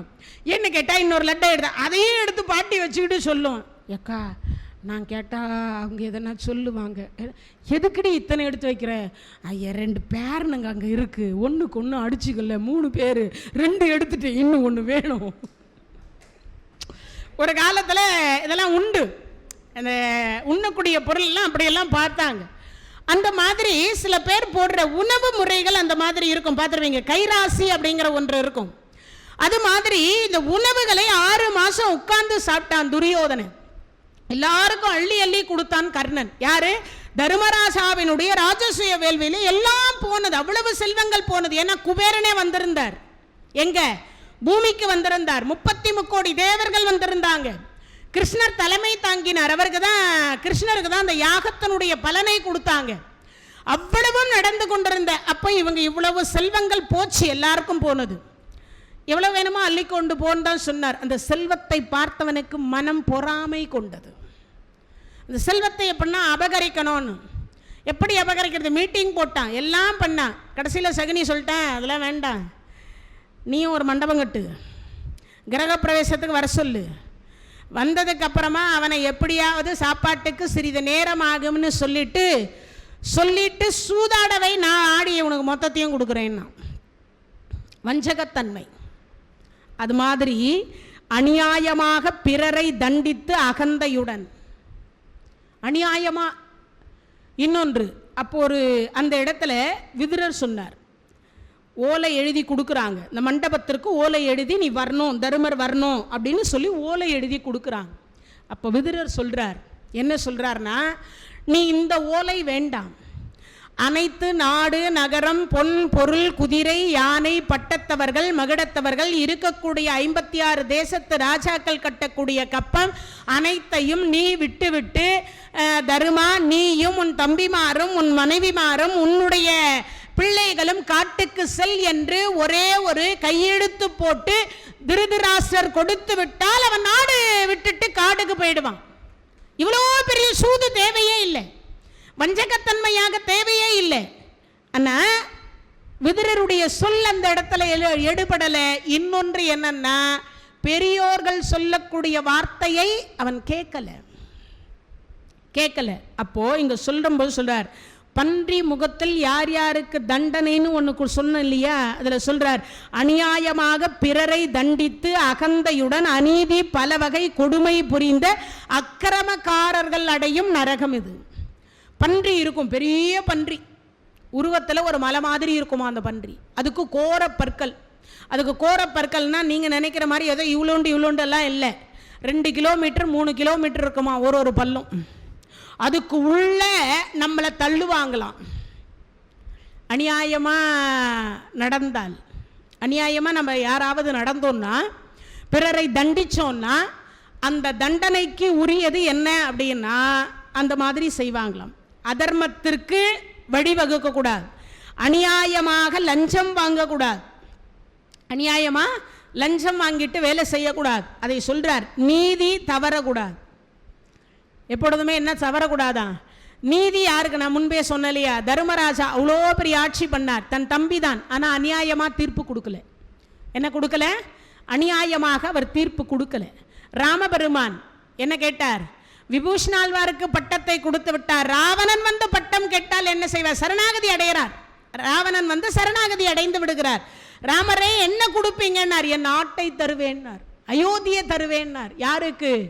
தன் மனைவியை கொண்டு போய் 10 மாதம் வச்சிட்டு இருந்தவனுக்கு, கொடுமைப்படுத்தியவனுக்கு கொடுக்குறேன்னு சொன்னார். அப்போ நீதி தவறக்கூடாது. அந்த இடத்துல சொல்றார். இங்க மனுமுறை கண்ட வாசகம் நான் ஏற்கனவே உங்களுக்கு எல்லாருக்கும் சொல்லியிருப்பேன். யாரு? வள்ளலார் பெருமான் கொடுத்திருப்பார். என்ன கொடுத்திருக்கார்? மனுமுறை கண்ட வாசகம்ன்ற ஒன்றதுல வழியே வழக்கிட்டு மானம் கெடுத்தேனோன்னு பார். வழியே நம்ம பொருளை யாராவது, நம்ம பொருளே அது இல்லை, நம்ம பொருளே அது இல்லை, நான் இந்த பொருள் எந்துதான்னு உரிமையை கொண்டாடக்கூடாது. நான் ஒரு இடத்துக்கு போயிருந்தேன். அங்கே பஞ்சாயத்து நடக்குது, பாக பிரிவினை நடக்குது. பாக பிரிவினை நடக்கும் பொழுது அந்த இடத்துல சொல்கிறாங்க, அதாவது அண்ணன் தம்பிங்க 3 பேர், 3 பேருக்கு பிரிக்கிறப்போ இந்த கடைசியாக இருக்கிற அந்த அம்மா சொல்லுது, இந்த சாமான் மொத்தம் என்னுடையது, எங்கள் மாமியார் வீட்லேயே நான் விட்டுட்டு போயிட்டேன்னு. இந்த பொருள் சத்தியமாக என்னுடையதுன்னு கூட்டிகிட்டு வந்து 2 பிள்ளைங்களை வச்சு சத்தியம் பண்ணுது. பெரிய மருமகள் மூத்த மருமகள் சொல்கிறா, மூத்த மருமக சொல்லுது, இது எல்லாம் எங்கள் அம்மா வீட்டிலேருந்து எனக்கு கொடுத்த பொருள், இது எல்லாம் எங்கள் அம்மா வீட்டிலேருந்து எனக்கு கொடுத்த பொருள். நான் கூட்டு குடும்பமாக மாமியார் இங்கேயே மாமியார் கூடவே இருந்ததுனால என் சாமானை நான் தனியாக பிரித்து கொண்டு போகலை. ஏன்னா இவங்க கூடவே இப்போ தான் அவங்க இறந்தாங்க, அதனால் அவங்க கூடவே கடைசி வரைக்கும் நான் இருந்தேன். இவங்களுக்கெல்லாம் எனக்கு பின்னாடி தான் கல்யாணம் ஆச்சு. அவங்க எல்லாரும் அவங்க பாத்திரத்தை அவங்க வீடு கட்டிட்டு போகும் பொழுதே கொண்டு போயிட்டாங்க. இது என்னுடைய பாத்திரம்னு இவங்க சொல்கிறாங்க. மாறி மாறி பிரச்சனை நடக்குது. அப்போது இந்த ஃபோட்டோ எடுப்பாங்க தெரியுமா, அந்த மாதிரி ஃபோட்டோ ஏதாவது உண்டாமா உனக்கு கல்யாணம் ஆன பொழுது அப்படின்னு அங்கே பெரியவங்க எல்லாரும் கேட்குறாங்க. எல்லாரும் கேட்குற பொழுது அதில் யாரும் சொல்கிறாங்க, ஃபோட்டோ இருந்துச்சுங்க, அதெல்லாம் எங்கே இருக்குது என்னன்னு தெரியல, எல்லாம் இப்போ அவங்கவுங்க பிரித்து தூக்கி போட்டாங்க, அந்த ஃபோட்டோஸ் எங்கே இருக்குன்னு எனக்கு தெரியல, எனக்கு கொடுத்த பாத்திரத்தில் அது இருக்கான்னு பார்க்கலாம். இப்போ பிரச்சனை போயிட்டே இருக்கு. இந்த பெரிய மருமகளோட பையன் ஒரு 10 வயசு இருக்கும். இவங்க எப்பயோ அந்த பாத்திரத்தை தேய்க்கும் போதெல்லாம் அந்த குழந்தைகிட்ட சொல்லியிருப்பாங்க, அம்மா இது பாத்திரம் எங்கேருந்துமா வந்துச்சு, இது நல்லா இருக்குது. இந்த குழந்தைகிட்ட, டே ஏம்மா இதெல்லாம் இவ்வளோ தேய்க்கணுமா அப்படின்னு அந்த குழந்தை கேட்கும் பொழுது, டே இதெல்லாம் உங்கள் பாட்டி எனக்கு சீதனமாக கொடுத்தது. அம்மா பாட்டி பேர் என்ன? பாட்டி செத்துட்டாங்க, அதனால் இந்த பொண்ணோட பெரிய மருமகளுடைய அம்மா எல்லாம் இறந்துட்டாங்க. அப்போ அதை சொல்லுது, இந்த பாத்திரத்தில் உங்கள் பாட்டி பேர் இருக்கு பாரு, அமிர்தவல்லி. அந்த காலத்தில் எல்லா பாத்திரத்திலையும் என்ன போடுவாங்க? பேர் போட்டிருப்பாங்க. இப்போ அந்த பையன் சொல்கிறான், உங்கள் பாத்திரம் என்று சொல்லுவதற்கு, சித்தி இது உங்கள் பாத்திரம் தான், நான் ஒத்துக்கிறேன், அதில் என்ன பேர் போட்டிருக்குன்னு சொல்லுங்க, அந்த பாத்திரம் உங்களுக்கு கொடுத்துட்றேன். இவ்வளோ பெரிய பெரிய மனுஷர்கள் அத்தனை பேரும் உட்காந்துட்டு வாய் அடைச்சி உட்காந்துருக்குறாங்க. இது நமக்கு தெரியாமல் போச்சேன்னு அந்த அம்மா ஏன்னுது. அதெல்லாம் பேரெல்லாம் கிடையாது. அப்படியா? பேர் இல்லை தானே? சத்தியமா இல்லை தானே? அந்த குழந்தை கேட்குறான், சத்தியமா இல்லை தானே? சத்தியமா இல்லை, ஆனால் அதில் பேர் இருக்கு, பேர் இருந்தால் அது எங்களுது, ஓகேவா? ஓகே. அப்புறம் அழிச்சிட்டு அந்த பையன் காட்டினா, யார் பேர் இருக்குன்னு பாருங்க. அமிர்தவல்லி உங்கள் அம்மா பேரா இல்லை உன் பாட்டி பேரா? யார் பேர்? அந்த அம்மா தலை குனிஞ்சிச்சு. இப்போ யோசிக்கணும்ல, 10 வயசு குழந்தை முன்னாடி அவ்வளவு பேர் மத்தியில் அவமானம். யாரு? பொருளை இச்சித்து பொய் சொல்லக்கூடாது. பொருளுக்கு ஆசைப்பட்டு என்ன சொல்லக்கூடாதா? பொய் சொல்லக்கூடாது. அப்போ அவர்கள் அடையக்கூடிய நரகம் என்னவாக இருக்கும்னா பன்றி முகம். ஒரு பள்ளம் 2 கிலோமீட்டர் இருக்குமா, அதுக்கு உள்ளர தூக்கி நம்மளை போடுவாங்க. அது கட கட கட கட கடன்னு மென்னு வெளியில துப்போம். திருப்பி அந்த துப்பியது அனைத்தும் ஒன்று சேரும், மறுபடியும் தூக்கி போடுவாங்க. பயமா இருக்குல்ல? இனிமே யார் பொருளுக்கும் ஆசைப்பட மாட்டீங்களே, அநியாயமாக எதையும் கேட்க மாட்டீங்களே.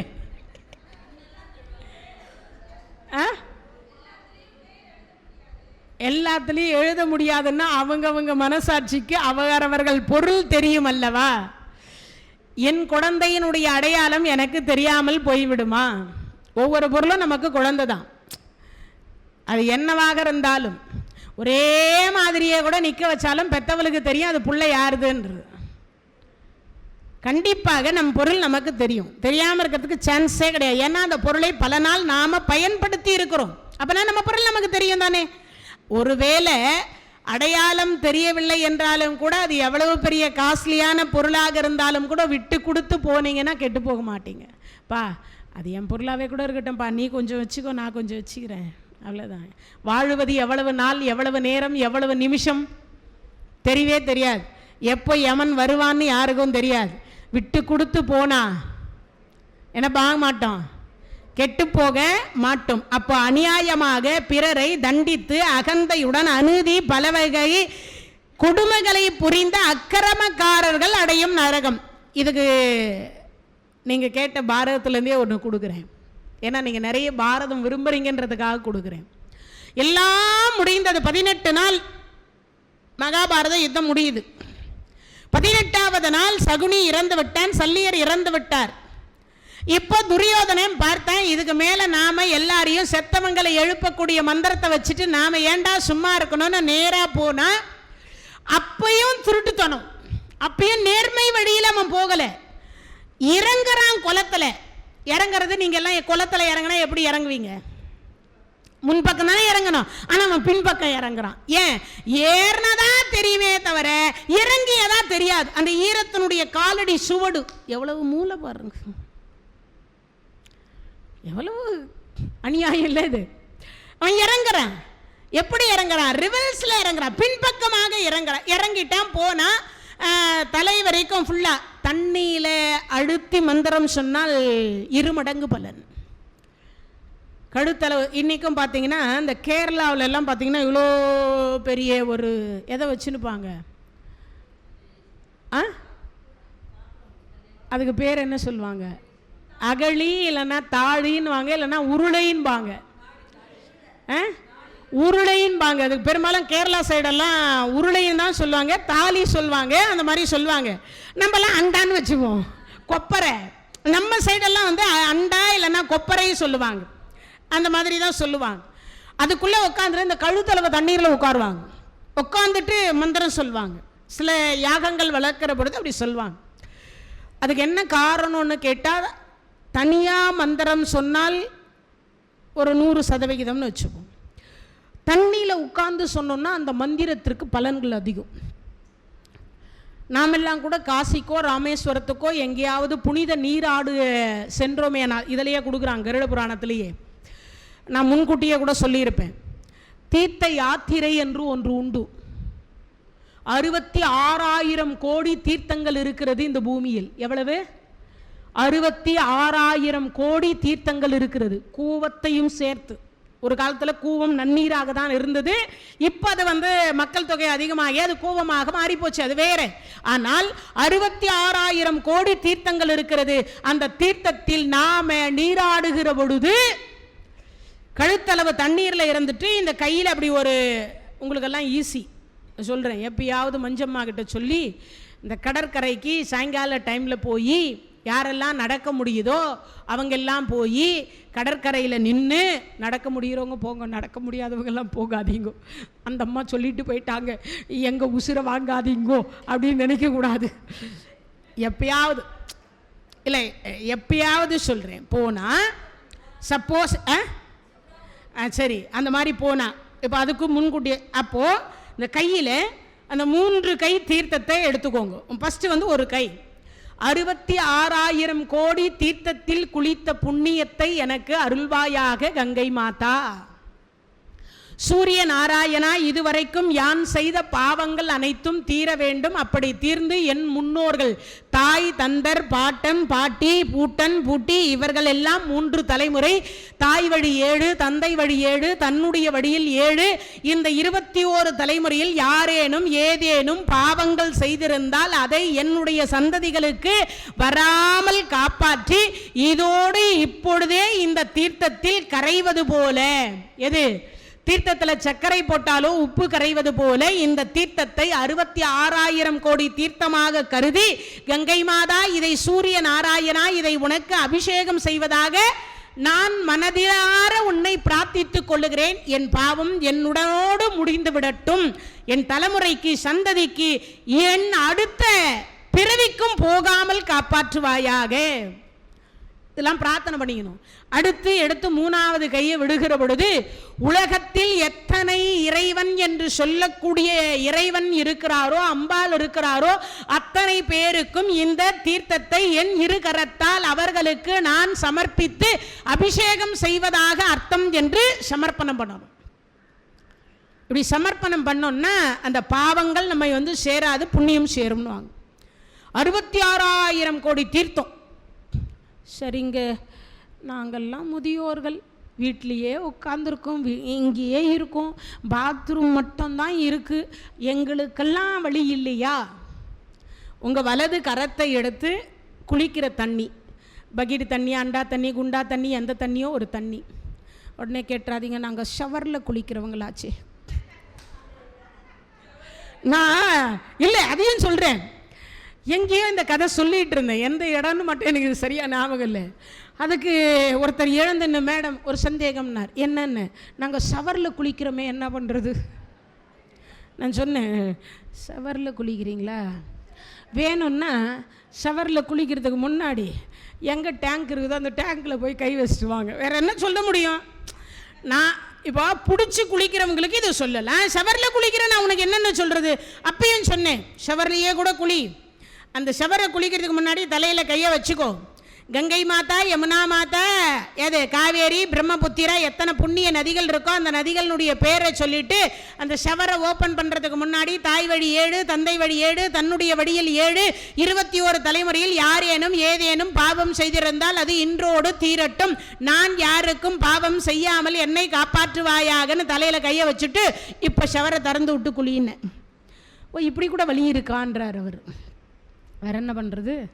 இந்த வலக்கரத்தை எடுத்து தண்ணியில் வச்சுட்டு கங்காதேவி வருக, யமுனாதேவி வருக, சரஸ்வதி வருக, காவேரி வருக, பிரம்மபுத்திரா வருக, எத்தனை உங்களுக்கு புண்ணிய நதி தெரியுமோ அந்த நதிகள் பேரெல்லாம் சொல்லிட்டு அதில் ஓம் என்கின்ற மந்திரத்தை எழுதிட்டு அதற்கு பிறகு ஒரு 3 ஜக்கு தண்ணியை தலையில் தூக்கி கொட்டிக்கிட்டோம்னா கங்கையில் குளித்த புண்ணியம், ராமேஸ்வரத்தில் குளித்த புண்ணியம், 66,000 கோடி தீர்த்தத்தில் குளித்த புண்ணியம் கிடைக்குமா நம்ம வீட்டு பாத்ரூம்லேயே.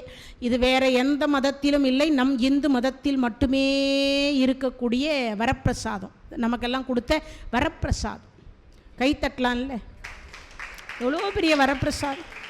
காசிக்கு போக வேணாம், ஃப்ளைட் சார்ஜ் வேணாம், ட்ரெயின் சார்ஜ் வேணாம், நம்ம லீவு கேட்க வேணாம், அப்புறமா நம்மளால் நடந்து போக வேணாம், காசி விஸ்வநாதரை பார்க்கலன்னா நமக்கு ஏற்க வேணாம், வீட்டு பாத்ரூம்லேயே கிடைக்குதுன்னா எவ்வளோ பெரிய அதிசயம். இதெல்லாம் கிடைக்குமா? யோசிச்சு பாருங்க. அப்போ அதை சொல்லி குளித்த, அப்போ ஒரு தீர்த்தத்தில் நீராடுவது நமக்கு அவ்வளவு புண்ணியத்தை தருகிறது. ஒரு தீர்த்தத்தில் நீராடுறதுக்கு அவ்வளவு புண்ணியம் இருக்கு. அதுபோல தீர்த்த யாத்திரை செய்யணும் எல்லாருமே.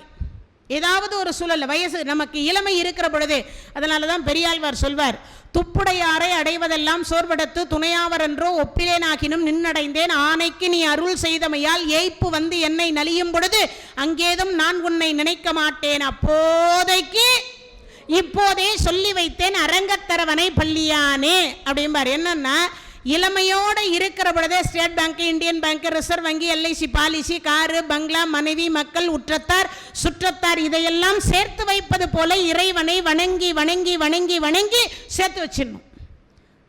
அதெல்லாம் வணங்கி சேர்த்து வைக்கணும். அப்போ எவ்வளவு புண்ணியம் இருக்கும்னு பாருங்க. அது மாதிரி இங்க இடத்துல தீர்த்த யாத்திரை செய்தால் பாவம் குறையும்.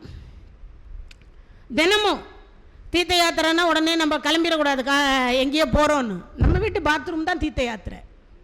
தினமும் குளிக்கிறோம்ல, வெயில் காலத்துக்கு ஒரு டைம் 2 டைம் குளிப்போம்ல, அப்போ அதுதான் நமக்கு தீர்த்த யாத்திரை அப்படின்னு. அப்போ 66,000 கோடி தீர்த்தங்கள் இருக்காது, ஏதோ ஒன்று வரப்போகிறது, அவ்வளோதான். அப்போ இங்கே சொல்லுகிற பொழுது சொல்கிறார், அநியாயமாக பிறரை தண்டித்து அகந்தையுடன் அநீதியுடன் பல வகை கொடுமைகளை புரிந்த அக்கிரமக்காரர்கள் அடையும் நரகம். இப்போ தர்மராஜா 18 நாள் யுத்தம் முடிந்துடுச்சு. இப்போ தண்ணியில் யாரு யுத்தம் முடியுது, துரியோதனை இறங்குறான்.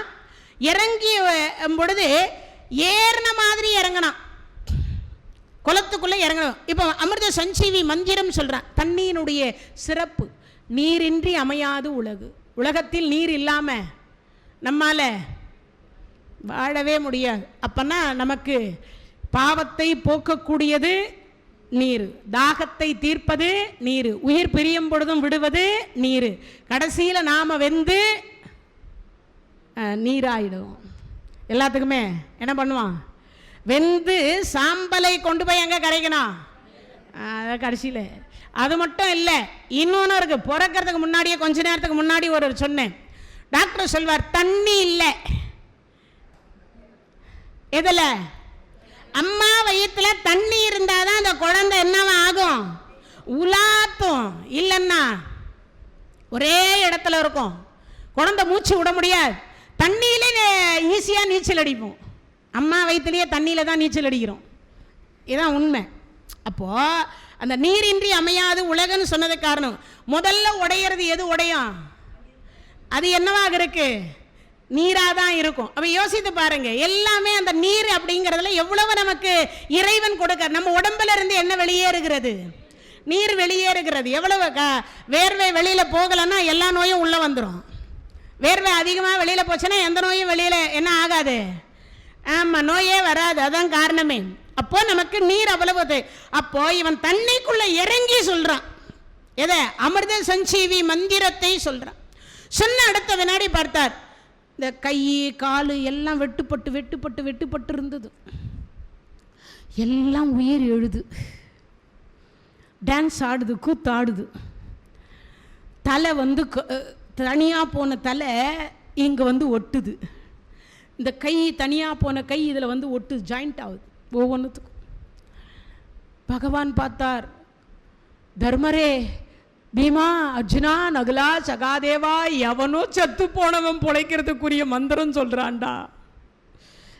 கிருஷ்ணா, அந்த மந்திரம் யாருக்கு தெரியும்? துரியோதனனுக்கு தெரியும். யாருக்கு தெரியும்? துரியோதனனுக்கு தெரியும். அப்போ துரியோதனனுக்கு தெரியும் என்றால் அப்போ மறைஞ்சு எங்கேயோ சொல்றவன் அவனா தானே இருக்கணும். எங்க இருக்கான்? கண்டுபிடி. எல்லாம் கண்டுபிடிச்சாங்க, சொல்லல. என்றோ செய்த ஒரு நன்மை, என்னைக்கோ செய்த. எப்போ? 13 ஆண்டு காலம் காட்டுக்கு போனாங்கல்ல, அங்கே எல்லாம் அந்த வேடர்கள் அதிகமாக பார்ப்பார். யாரு? பீமசேனர். அப்படி பார்க்கிற பொழுது ஒரு வேடர் என்ன பண்றாருன்னா, வேட்டையாடி கொண்டிருக்கிற பொழுது ஒரு பெரிய மரத்தில் போய் மாட்டிக்கிறார். கீழே வந்து அவரால் இறங்க வழி தெரியல. கிட்டத்தட்ட ஒரு வாரம் அந்த மரத்துக்குள்ளேயே இருக்கார். அவருக்கு ஏற முடிஞ்சது, இறங்க தெரியல. இப்பயும் நிறைய பேருக்கு ஏற தெரியும், இறங்க தெரியாது. சில பேருக்கு ஏற தெரியும், இறங்க தெரியாது. இந்த தென்னை மரம்லாம் பனை மரம்லாம் ஏறுவாங்களே, ஏறும்போது ஆர்வ கொளரில் கட கட கட கட கட ஏறிடுவாங்க. ஏறிகிரி எல்லாத்தையும் பறித்து போட்டதுக்கு அப்புறமா கீழே போதா, ஐயோ இவ்வளவு பெரிய பள்ளமா. ஆமாம், தெரியாது. அதுக்கப்புறமா தான் பயப்படுவாங்க. ஏற தெரியும், அதெல்லாம் அப்புறமா என்ன தெரியாது, இறங்க தெரியாது. அப்போ இந்த மாதிரி அப்போது அந்த வழியாக பீமசேனர் போகிறார். வேடர்கள் ஒரு வாரமாக உட்காந்துட்டு அங்கே அழுதுட்டு இருக்காங்க. மனைவி, குழந்தைங்க எல்லாரும். வீட்டுக்கார் மேலே உட்காந்துக்கிறார். யாராவது வந்து காப்பாற்றுவாங்களா? அந்த வழியாக பீமசேனர் வரும்பொழுது சொன்னார், என்ன பிரச்சனை, ஏன் அழுதுட்டு? ஐயா, அந்த உச்சியில் அவர் அடித்த பறவை மாட்டிக்கொண்டது. வில்ல வச்சு அடித்தார், பறவை மாட்டிச்சு. பிள்ளைகளுக்கு உணவு கொடுக்கணுமேன்னு அந்த பறவையை எடுக்க போனார், எடுத்துட்டார். ஆனால் கீழே இறங்க தெரியல. சரி, அப்படியா, சரி நான் இறக்கி விடுறேன். ஐயா, உங்களுக்கு ஏற தெரியுமா, இறங்க தெரியுமா? ஏற தெரியுமா, இறங்க தெரியுமா? அப்போ அதுக்கு பீமசேனர் சொல்றார், ஏறவும் தெரியும், இறங்கவும் தெரியும். அது மட்டும் இல்லை, மேலே இருக்கிறவரை நான் ஏறாமலேயே கீழே வர வைக்கவும் தெரியும்னார். சுவாமி எப்படின்னார். ஐயா, மரத்தை கெட்டியாக பிடிச்சிக்கோங்க. நல்லா கெட்டியாக பிடிச்சிக்கிட்டீங்களா? பிடிச்சிக்கிட்டேன். இல்லை, நான் கொஞ்சம் ஆட்டி எடுப்பேன், அதுக்காக தான். கொஞ்சம் கெட்டியாக நல்லா பிடிச்சிக்கோங்க. விழாத கிளையாக பார்த்து, உடையாத கிளையாக பார்த்து பிடிச்சிக்கோங்க. நல்லா பிடிச்சிக்கிட்டார். 2 ஆட்டு ஆட்டி அந்த மரத்தை வேரோட பிடுங்கி, ஐயா சாய்க்க போகிறேன்னு மெதுவாக சாய்ச்சார். ஐயா, கிட்ட வந்துட்டீங்களா? வந்துட்டேன். பூமிக்கு வந்துட்டீங்களா? வந்துட்டேன். இறங்கிட்டீங்களா? இறங்கிட்டேன். மறுபடியும் நிமித்திட்டார். 16,000 யானை பலம் கொண்டவர். எவ்வளவு? 16,000 யானை பலம் கொண்டவர். அப்போ எப்படி இருக்கும் அவர் உடம்பு இல்லையா? ஒரு மரத்தை வேரோட, அரச மரமாக இருக்கலாம், வேப்ப மரமாக இருக்கலாம், புளிய மரமாக இருக்கலாம், வேரோட புடுங்கி அடிப்பாராம். அப்பேற்பட்டவர் பீமசேனர். இது உதவி செய்தார்ல. இந்த வேடர்கள் குலம் இப்போ இவன் இறங்குறான் பாரு ரிவல்ஸ்ல, அதை இந்த குடும்பம் பார்த்துருச்சு. இவர் தேடுறார். யார்? பீமசேனர். இவர் இங்கேயும் அங்கேயும் அங்கேயும் இங்கேயும் தேடிக்கிட்டு இருக்கார். இந்த வேடர் குடும்பம் அப்படி வருது. வந்த உடனே, ஐயா நமஸ்காரம், நமஸ்காரம், எங்களை யாருன்னு தெரியுதா? இப்போ திடீர்னு வந்து நான் இவங்களை முதல்லையே இவங்க வந்து உட்காரும்போது பார்த்தேன், எங்கேயோ பார்த்துருக்கேன், ஆனால் எங்கே பார்த்தேன்னு சட்டு. ஏன்னா ஒரு கோயிலாக போனால் தானே, ஒரு கோயிலாக போனான்னா நீங்கள் வேறு மாதிரி நினச்சிக்கூடாது. ஆமாம், சில பேர் சொல்லுவாங்க, இப்படி நான் சொல்லும்போது சொன்னீங்க, ஏம்மா எதுக்குமா அப்படின்னாங்க. இல்லை ஒரு கோயிலாக போனாதானேன்னு சட்டுன்னு ஒரு வாய் துடுக்கா இருக்கிறவர் ஒருத்தர் சொல்லிட்டார், என்னம்மா பிச்சை எடுக்க போனீங்களான்ட்டார். ஆமாம் பண்ணேன். என்னன்னு? கடவுள்கிட்ட நம்மெல்லாம் எல்லாமே கடவுள்கிட்ட கையேந்துறவங்க தானே. யாராவது கடவுள்கிட்ட கையேந்தாதவங்க சொல்லுங்க பார்ப்போம். கடவுள்கிட்ட நம்ம எல்லோரும் கையேந்தக்கூடியவர்கள் தான். அவன் கொடுத்தாதான் பிச்சை உண்டு, இல்லைன்னா இல்லை. நாம் எல்லாம் அவ்வளவுதான். அவன் போட்ட பிச்சையினால தானே இன்றைக்கி உட்காந்துருக்குறோம் உயிரோட. இல்லைன்னா கூனோ குருடோ செவிடோ ஏதோ ஒரு ரூபத்தில் நாயா பேயா கழுதியா குதிரையா ஏச்சி போ அப்படின்னு சொல்கிற மாதிரியெல்லாம் இருப்போம்ல. இப்போ உள்ளே நுழையும் போது ஒரு வார்த்தை சொன்னீங்களா, அம்மா வருக வருக வருகன்னு கைத்தட்டி வரவேற்பு கொடுத்தீங்க. இது எல்லாருக்கும் கிடைக்குமா? கிடைக்காது. அப்போ உயர்வான ஒரு இடத்துல தானே இறைவன் வைத்திருக்கிறார். அப்போ அந்த இறைவனுக்கு நம்ம நன்றி சொல்லணுமா இல்லையா? அந்த நன்றி சொல்லும் விதத்தில் அவர்கிட்ட பிச்சை கேட்குறதுல என்ன விஷயம் இருக்குது? ஆமாம்ப்பா பிச்சை எடுக்க தான் போனேன்னு. எல்லாரும் நல்லா இருக்கான்னு பிச்சை எடுக்கிறது ஒரு பெரிய ஒன்றும் வருத்தம் இல்லைல்ல. அதில் என்ன வருத்தம் இருக்குது? அப்போது அவன் போய் இறங்கி அங்கே சொல்லுகிற பொழுது இவர் சொல்கிறார், என்ன சொல்கிறார்? பல நேரம் அவங்களாம் வந்து அறிமுகமாகறாங்க. ஐயா வணக்கம், எங்களை ஞாபகம் இருக்கா? அந்த அம்மா சொன்னாங்களா, நான் பெரியவளைத்தம்மன் கோயிலில் வந்து நிகழ்ச்சி கேட்பேன். எனக்கு பார்த்த உடனே அதுக்கப்புறம் ஆமாம் நீங்கள் வருவீங்க, தினமும் வருவீங்க. நான் ஒரு கிட்டத்தட்ட ஒரு 7-8 வருஷமாக சொல்லின்னு இருக்கேன். அவங்க தினமும் வந்துட்டுருக்காங்க. நீங்கள் எப்படி இங்கன்னும் போது அவங்க சொன்னாங்களே, அதுபோல் அந்த நினைவுபடுத்துகிற பொழுது இவர் சொல்கிறார், ஐயா ஒரு நாள் என் கணவர் மரத்தில் மாட்டிட்டார், நீங்கள் தான் கீழே இறக்கி விட்டீங்க, மரத்தையே பிடிங்கி கீழே இறக்கி விட்டீங்க ஐயா, அந்த குடும்பம் தான் எங்கள் குடும்பம். அந்த அம்மா சொல்கிறார், ஐயா என்னை ஆசீர்வாதம் பண்ணுங்க, தீர்க்க சுமங்கலியாக இரு. பெண்களுக்கு என்ன ஆசை? சாகர வரைக்கும் பூவும் பொட்டோடு இருக்கணும்னு ஆசை. எல்லா பெண்களும் நேராக போய் கடவுள்கிட்ட என்ன கேட்பாங்க? வீட்டுக்கார் எவ்வளவு கெட்டவராக இருந்தாலும் நான் தீர்க்க சுமங்கலியாக இருக்கணும், அதான் பெண்கள் கேட்பாங்க. பூவுக்கு பொட்டுக்கு மட்டும் எந்த பங்கமும் வந்துடக்கூடாதுன்னு கேட்பாங்க. இது இயற்கையாக உள்ள. இப்போ அந்த அம்மாவுக்கு வாழ்த்து விட்டார். சரி சரி நான் அவசரத்தில் இருக்கேன், பிறகு பேசுகிறேன். ஐயா என்ன அவசரம்? ஒன்றுமில்லை, யாரோ குளத்தில் இறங்கி தண்ணியில் இறங்கி அமிர்த சஞ்சீவி மந்திரம் சொல்லின்னு இருக்காங்க, நான் தேடின்னு இருக்கேன், யார் சொல்கிறான்னு தேடின்னு. ஐயா எங்களுக்கு தெரியும் யாரு. ஐயா அந்த நாட்டை ஆண்டுட்டு இருந்தானே துரியோதனன்னு, அவன் இறங்கினதா இல்லைங்க ஏறினதா தெரியுங்க, இறங்கி போய் மந்திரம். எப்படி ரிவல்ஸில் போய் இறங்கி மந்திரம் சொல்லின்னு இருக்காருங்க. நாங்கள் இப்போ தான் பார்த்துட்டு வர்றோம். எங்கே? இங்கிருந்து 2 கிலோமீட்டர் தொலைவில் இருக்கக்கூடிய குளத்தில். என்னைக்கோ இவர் செய்த உதவி காலத்தினால் செய்த உதவி சிறிதெனினும் எது மான பெரியது. அப்ப யோசித்து பாருங்க எவ்வளவு பெருசது. என்னைக்கோ அவர் செய்தார், எதிர்பார்க்கல.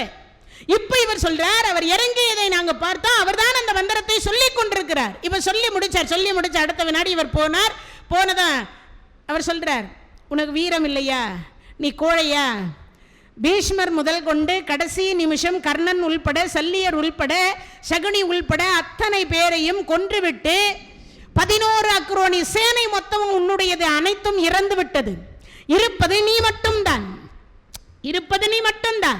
அப்படி இருக்கும் பட்சத்தில் இப்போ பயந்து போய் அமிர்த சஞ்சீவி மந்திரம் சொல்லுவதற்கு இறங்க. நீ கோழையா?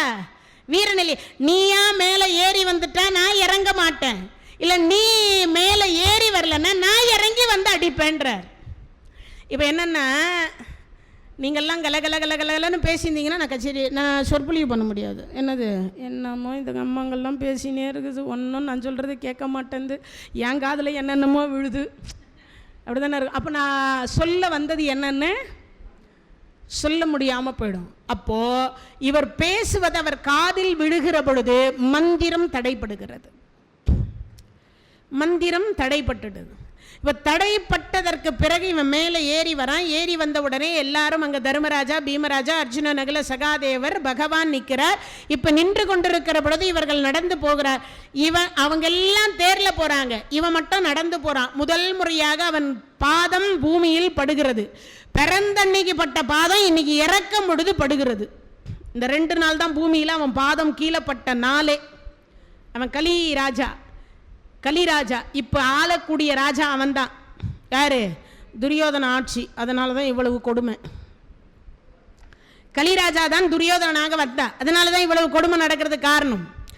அப்போ சொல்லுகிற பொழுது இவன் வந்துட்டான். வந்த உடனே கிருஷ்ணர்கிட்ட கேட்குறான், கிருஷ்ணா இத்தனை பேர் சேர்ந்தா என்ன கொல்ல போறீங்க அப்படின்னா.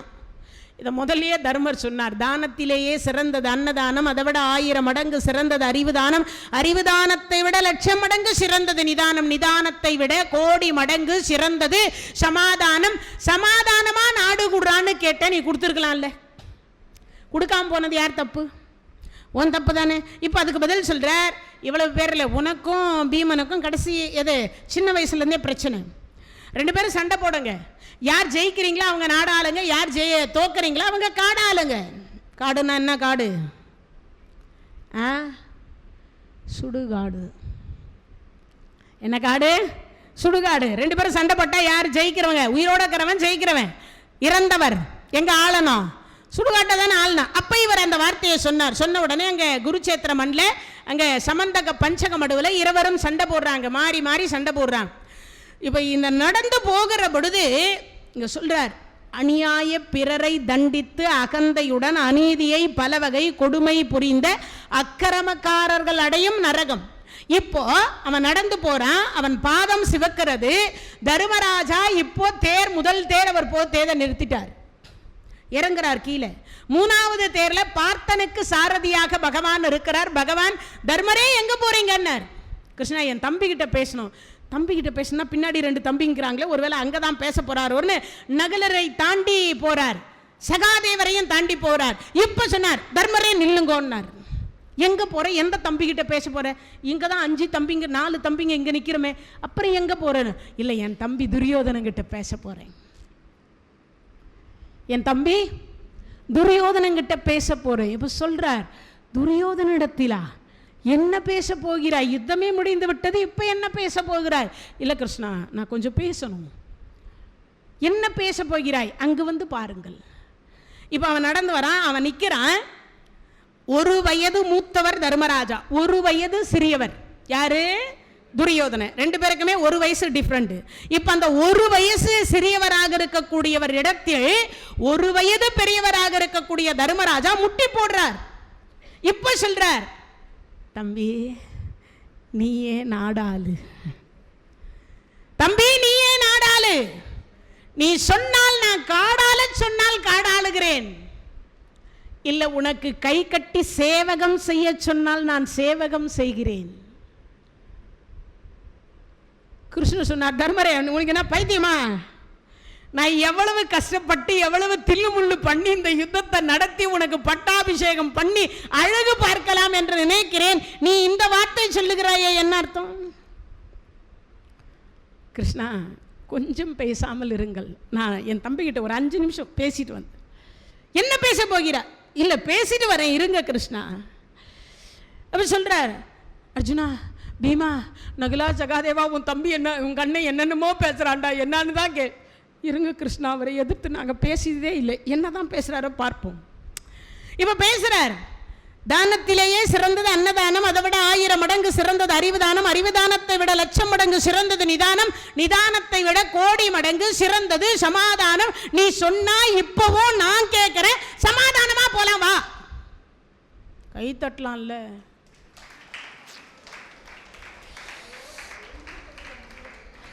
இப்பவும் நீ சொன்னால் நான் சமாதானமாக வருவதற்கு தயாராக இருக்கிறேன்னு சொல்லிட்டு அடுத்த வினாடி இவர் சொல்லுகிறார், நீ சொன்னா நான் நாடாள சொன்னா நீயே நாடாளு, நீ சொன்னா காடால சொன்னா நான் காடாளுறேன். அப்ப அவன் ஒரு கேள்வி கேட்கிறான், நீ காட்டுக்கு போவ, ஆனா உன் தம்பிங்க போவாங்களா? கிருஷ்ணர் அங்கிருந்து குரல் கொடுக்கிறார், உன் தம்பிகள் செய்த சபதம் என்னாவது அவர்கள் நரகம் எய்த மாட்டார்களா? என் தம்பிகள் நரகம் போனாலும் பரவாயில்லை, நான் நரகம் போனாலும் பரவாயில்லை, 100 குழந்தைகளை பெற்ற என் பெரியப்பா பெரியம்மாவுக்கு கொள்ளி போடுவதற்கு இவன் ஒருவனாவது உயிரோடு இருக்க வேண்டும். என் பெரியம்மா முகத்தில் நான் விழிக்கின்ற பொழுது தருமா எனக்கு கொள்ளி போடுவதற்கு ஒரு பிள்ளையை விட்டுவிடக் கூடாதா என்று அவள் கேட்டாள் என்றால் அந்த இடத்தில் என்னால் பேச முடியாது. இவன் 1000 அநீதி செய்தவனாக இருந்தாலும் கூட கிருஷ்ணா கொள்ளி போடுவதற்கு நான் அவர்களுக்காக இவனை மன்னிக்கின்றேன். அதனால் துரியோதனா நீ ஏன் ஆடாது? வருமா நமக்கெல்லாம் இந்த குணம்? செத்தாலும் வராது. உண்மைதானே? இறந்தாலும் வராது. கதை பேசுற பொழுதும் கேட்கும் பொழுதும் நாம இப்படி நடந்துக்கணும்னு என்ன சொல்லும்? நம் மனசாட்சின்னு ஒன்று சொல்லும். அப்புறமா நாம நம்ம குணத்தை காட்டிடுவோம். இல்லை, நாம நம்ம குணத்தை காட்டிடுவோம் தானே. அந்த இடத்துல காட்டாம இருப்போமா? காட்டி விடுவோம். அதான் இயற்கை. அப்ப அவர் சொல்லுகிறார், நீ கொடுக்கிற பிச்சை உயிரை வச்சு நான் வாழ்வேன்னு நினைச்சியா? துரியோதனன் சொல்றான், முன் வச்ச காலை பின் வைக்க மாட்டேன். 99 தம்பிமார்கள் இறந்து விட்டு கடைசி நிமிஷம் 1 கோடி வார்த்தை ஆறுதல் வார்த்தை சொன்ன சகுனி மாமன் இறந்து விட்டு, ஆருயிர் தோழன் கர்ணன் இறந்து விட்ட பிறகு செத்தாலும் சாவேன், நீ கொடுக்கிற பிச்சை உயிரை வச்சு நான் வாழ மாட்டேன்னா. விட்டு கொடுத்து போனா கெட்டு போக மாட்டோம்னு அவர் சொல்றார். நான் விட்டே கொடுக்க மாட்டேன்னு இவன் சொல்றான். அவர்கள் அடையக்கூடிய நரகம் தானா இந்த நரகம்? அப்போ விட்டு கொடுத்து போனா நம்ம என்ன அடைய மாட்டோம்? கெட்டு போக மாட்டோம். அதான் இந்த இடத்துல சொல்றாங்க. அடுத்ததாக இருக்கக்கூடிய அந்த கூபம் அப்படின்னு 9வது நரகம். இதுக்கே டைம் ஆச்சு போலக்குது.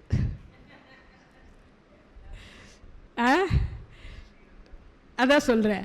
அப்போ ஒரு நரகத்திற்கு எவ்வளவு விளக்கங்கள் இருக்கிறதுன்னு பார்க்கணும். எவ்வளவு நம்ம எல்லாம் கற்றுக்கொள்ள வேண்டிய பாடங்கள் எவ்வளவு இருக்குன்றதை நம்ம சிந்திக்கணும். அந்த கூபம் அப்படின்னு ஒரு நரகம். சித்திரவதை, துரோகம், கொலை செய்த கொடியவர்கள் அடையக்கூடிய நரகம். யார் யாரு? சித்திரவதை செய்யக்கூடியவர்கள், கொலை செய்யக்கூடியவர்கள், துரோகம் இழைக்கக்கூடியவர்கள், இவங்கெல்லாம் செய்யக்கூடிய நரகம். சொல்வாங்கல்ல, உண்ட வீட்டுக்கு 2 பண்ணுவாங்கன்னு. நாம் ஒரு வீட்டுக்கு 10 நாள் விருந்தாளியாக போவோம். சில நேரங்களில் இந்த மாமியா மருமக ஒற்றுமையாக இருப்பாங்க. நமக்கு வாச்ச மருமக கொஞ்சம் சரியில்லாமல் இருந்தால் நாமெல்லாம் என்ன பண்ணுவோம்? இவங்க மட்டும் ஒற்றுமையாக இருக்குது, இதை என்ன பண்ணலாம்? மருமக கிட்ட சொல்லுவாங்க, உங்கள் மாமியார் என்ன உன்னை பற்றி அவ்வளவு மோசமாக சொல்லுது. பாவம் அந்த கிழவி ஒன்றும் சொல்லியிருக்காது. அதே மாதிரி மருமகளை பற்றி மாமியார்கிட்ட போய் சொல்லியிருக்கோம். என்ன சொல்லியிருக்கோம்? என்ன உங்கள் மருமக உங்களை அப்படி பேசுது, முன்னாடி தான் அம்மா அம்மா அத்தை அத்தை அத்தை அத்தைன்னுது, எல்லாம் கேட்டு செய்கிற மாதிரி செய்யுது. ஆனால் பின்னாடி சொல்லிச்சு, எங்கள் மாமியார் ரொம்ப மோசம், எப்போ பார்த்தாலும் திட்டிகிட்டே இருக்காங்க, எதை செய்தாலும் குறை சொல்கிறாங்க, புடவை துவச்சி போட்டால் திருப்பி போய் அலசி போடுறாங்க, புடவையில் அழுக்கு போகலைன்றாங்க, ஜாக்கெட்டை சரியாக துவைக்கலைன்றாங்க, வீடு சரியாக துடைக்கலைன்னு சொல்கிறாங்க. நீங்கள் அப்படியெல்லாம் சொல்கிறீங்களாக்கா? எவ சொன்னா? உங்கள் மருமக தான் சொன்னா. நான் என்ன பொய்யா சொல்ல போகிறேன்? சொல்கிறது மொத்தம் பொய், ஆனால் நம்புற மாதிரி பொய். எப்படி நம்புற மாதிரி பொய்? அப்போது இவ போய் 10 நாள் உட்கார்ந்து அந்த அம்மா சாப்பிட்டதுக்கு சோறு போட்டதுக்கு 2 பேருக்கும் ஆமாம் சண்டை முடு. நல்ல மாமியார் மருமகளாக இருந்தா, எந்த மருமகத்தான் இந்த காலத்தில் குறை சொல்லாமல் இருக்கிறாங்க மாமியார், சொன்னால் சொல்லிட்டு போட்டோம் விடு, கடவுள் 2 காது கொடுத்துருக்கார், இது வாங்கி இதில் விட்டுற வேண்டியதுதான். ஏதோ வயசான காலத்தில் கொண்டு போய் விசிராந்தியில் விடாமல் உட்கார வச்சு சோறு போடுறாலே அதுக்கே ஒரு கும்பிடு போடணும். உண்மைதானே? விசிராந்தியில விட்டாலாவது பரவாயில்ல, சுகபோகமாக இருக்கலாம். விசிராந்தியை போன்று, விசிராந்தினா உடனே நீங்க நினைச்சிடக்கூடாது ஏதோ ஒரு ஒண்ணுமே இல்லாத இடம், கொஞ்சம் அப்படி இருக்கக்கூடிய இடம். விசிராந்தி இருந்து உங்க வீடுகளை காட்டிலும் கோடி மடங்கு சுகபோகமாக வாழக்கூடிய இடம்னா என்ன? இங்க நீங்களே ராஜா, நீங்களே மந்திரி, நீங்களே தான் ராஜா, நீங்களே தான் மந்திரி. மற்ற இடத்துலன்னா எப்போ பார்த்தாலும் தண்டச்சோறு, வீட்டில் சும்மாவே உக்காந்துக்குது. எதனா ஒரு கூட்டலாம், ஒரு பெருக்கலாம், ஒரு பாத்திரம் தேய்க்கலாம், எல்லா வேலையும் உட்காந்து மாங்குன்னு செஞ்சு நிற்கிறோமே. எங்கேயாவது மனசாட்சி இருக்குதா உங்கள் ஆத்தாளுக்கு? அப்படியே உட்காந்து இருக்குது பாரு. மனசுக்குள்ளேயாவது நினைப்பாங்களா இல்லையா? இதானே உண்மை, இல்லைன்னெல்லாம் சொல்ல முடியாது. நடைமுறை வாழ்க்கையில் இதான் நிஜம். அப்போது இங்கே யாரும் அப்படி கேள்வி கிடையாது. இங்கே யாரும் யாரையும் சார்ந்தும் இல்லை. எல்லோரும் சுதந்திரமாக காலையில் மணி அடித்தா சொல்லுவாங்களே, மணி அடித்தா காப்பி, அப்புறம் காலையில் பிரேக்ஃபாஸ்ட்டு, அப்புறம் மறுபடியும் 11, 12க்கெல்லாம் லஞ்சு, அப்புறம் மறுபடியும் 3, 4க்கெல்லாம் காப்பி, மறுபடியும் 7, 6க்கெல்லாம் டிஃபனு, மறுபடியும் தூங்கும்போது நடுவில் ஸ்வீட்டு, ஸ்நாக்ஸு. அது மட்டும் இல்லாமல் டிசைனாக வேறு புடவை. எனக்கு இந்த டிசைன் பிடிக்கல, ஏற்கனவே என்கிட்ட இந்த கலர் இருக்கு. ஆமாம், இதுவரைக்கும் வாழ்க்கையில் புடவையே கட்டாத மாதிரியும், பார்க்காத டிசைன் மாதிரியும், பார்க்காத கலர் மாதிரியும், அதில் வேறு எவ்வளவு சண்டை. இதை எடுத்திருந்தால் நல்லா இருக்கும். ஏன்னா அடுத்தவங்க கட்டும் போது தான் அந்த புடவை நமக்கு அழகாக தெரியும். வேறு நாம கட்டும் போது அது நல்லாவே தெரியாது.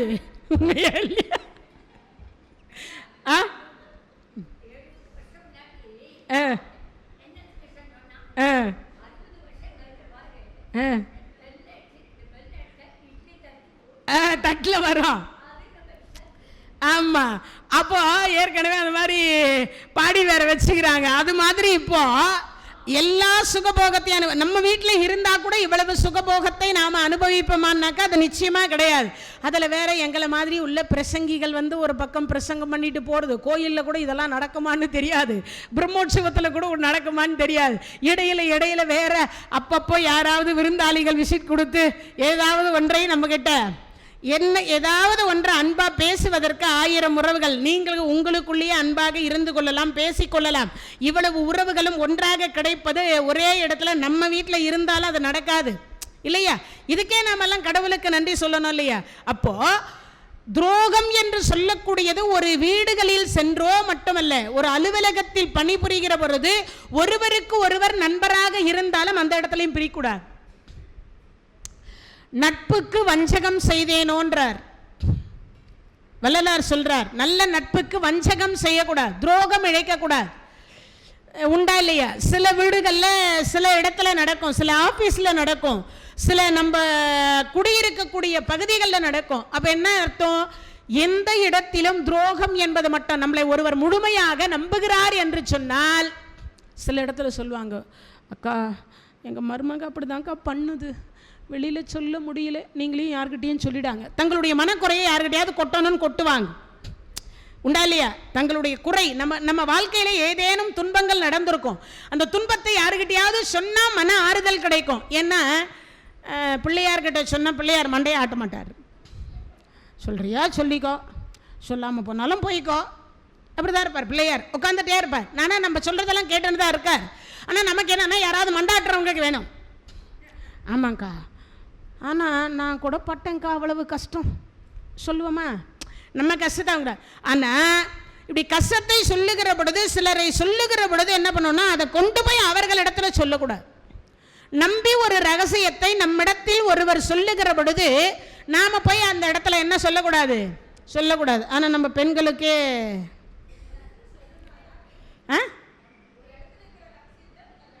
அது எங்களுக்கு பெண்களுக்கு நாங்கள் என்ன பண்ணுறது? நாங்கள்லாம் நல்லா தான் இருந்தோம். அந்த தர்மராஜா பண்ண வேலை அது.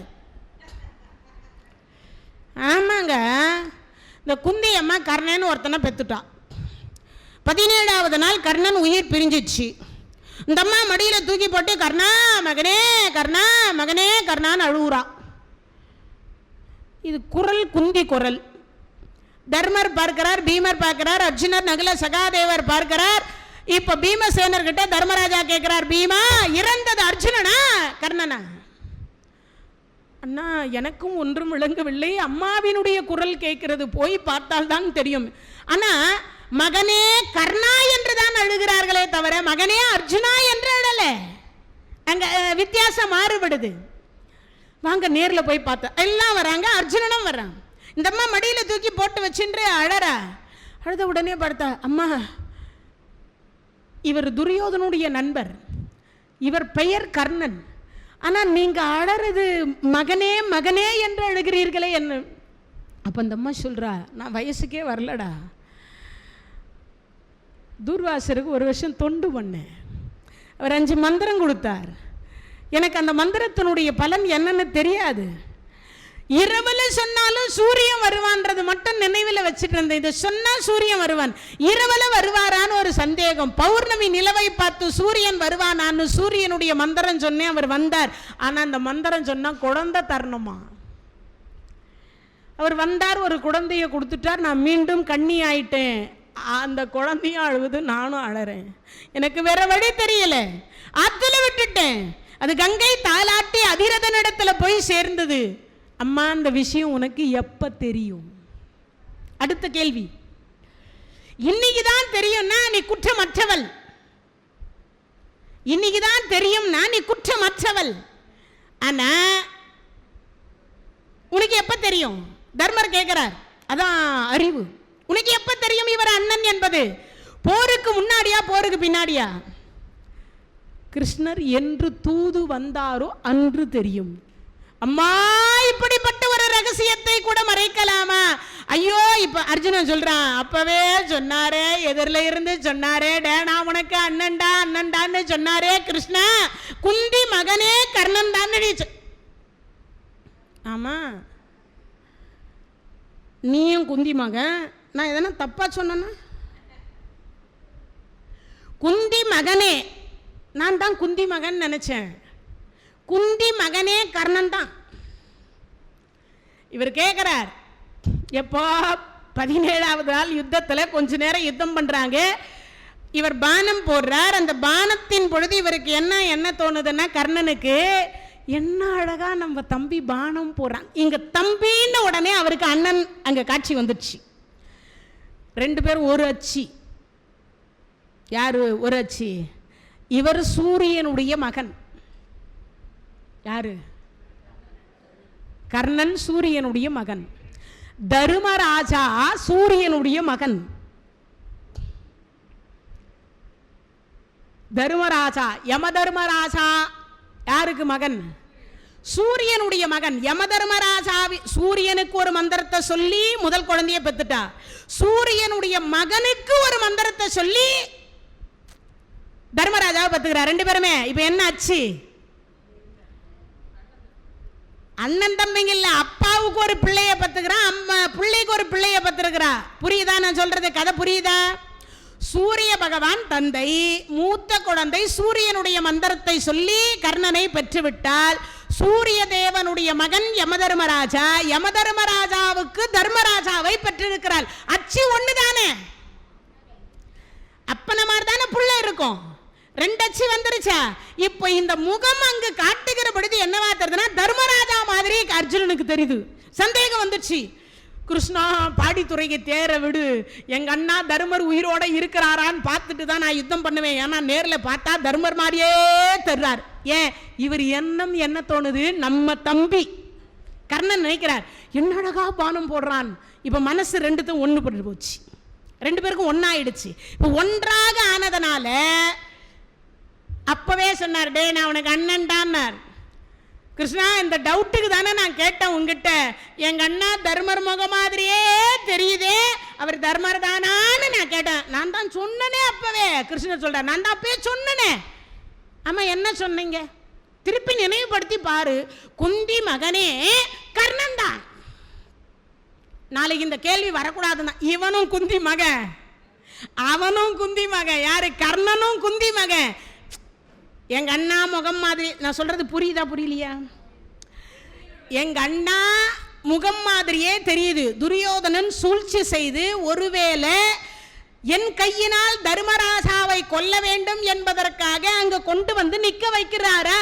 ஏன் என் கண்ணுக்கு தான் அப்படி தெரியுதா, இல்ல உன் கண்ணுக்கும் அப்படி தெரியுதா? கேள்வி அது வருது. அப்ப இவர் சொல்றார், குந்தி மகனே கர்ணன் தான் அவன். கேட்கிறவன் குந்தி மகன், எதிரில் நிக்கிறவனும் குந்தி மகன். இவர் ரெண்டும் ட்விஸ்ட் வச்சு சொல்லிட்டார்.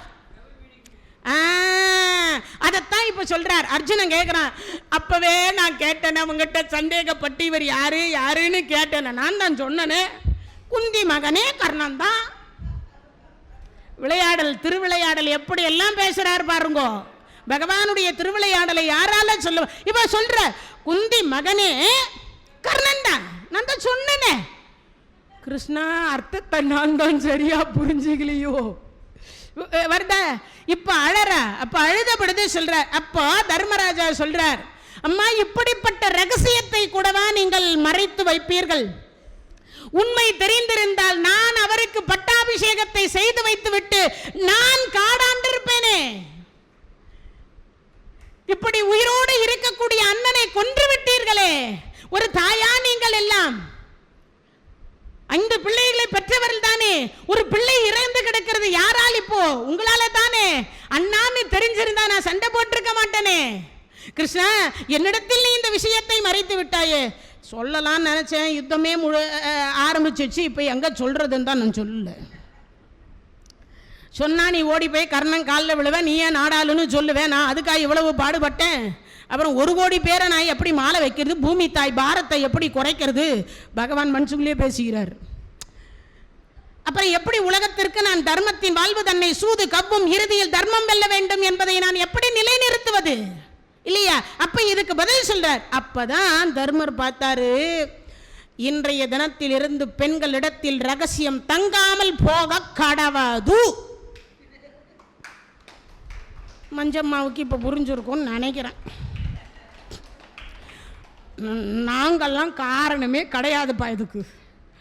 இந்த தர்மராஜா சாபம் கொடுக்காம இருந்தால் நாங்கள்லாம் ரொம்ப டீசெண்டாக இருந்திருப்போம். அவர் பாட்டுக்கு போகிற போக்கில் சாபத்தை கொடுத்துட்டு என்ன பண்ணுறது, எங்கள் மனசு படக்கு படக்கு படக்குன்னு அடிச்சுக்குது.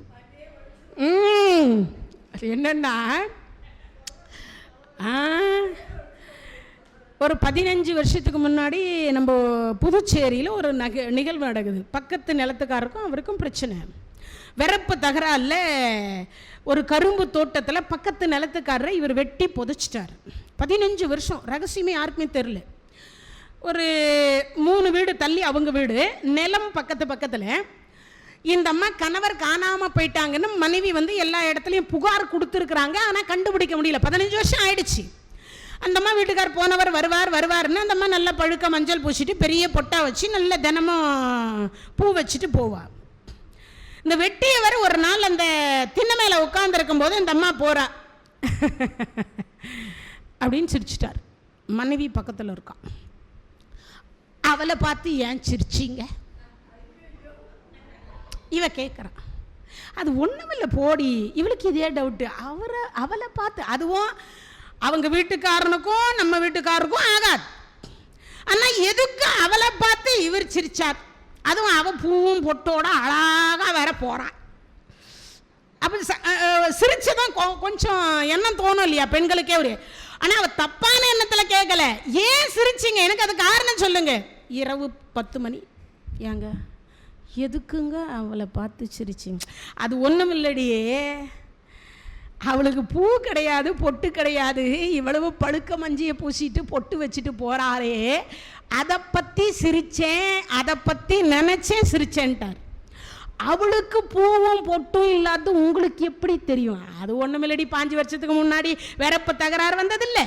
ஆமாம், அப்போ அவங்க வீட்டுக்காரனை நான் தானே மண்வெட்டியால் வெட்டி நான் நம்ம கரும்பு தோட்டத்துக்குள்ளேயே குழியை தோண்டி புதைச்சிட்டேன், யாராலையும் இன்னை வரைக்கும் கண்டுபிடிக்க முடியலைன்னு சொல்லிட்டு அவர் தூங்கிட்டார். ஆனால் யார் தூங்கலை?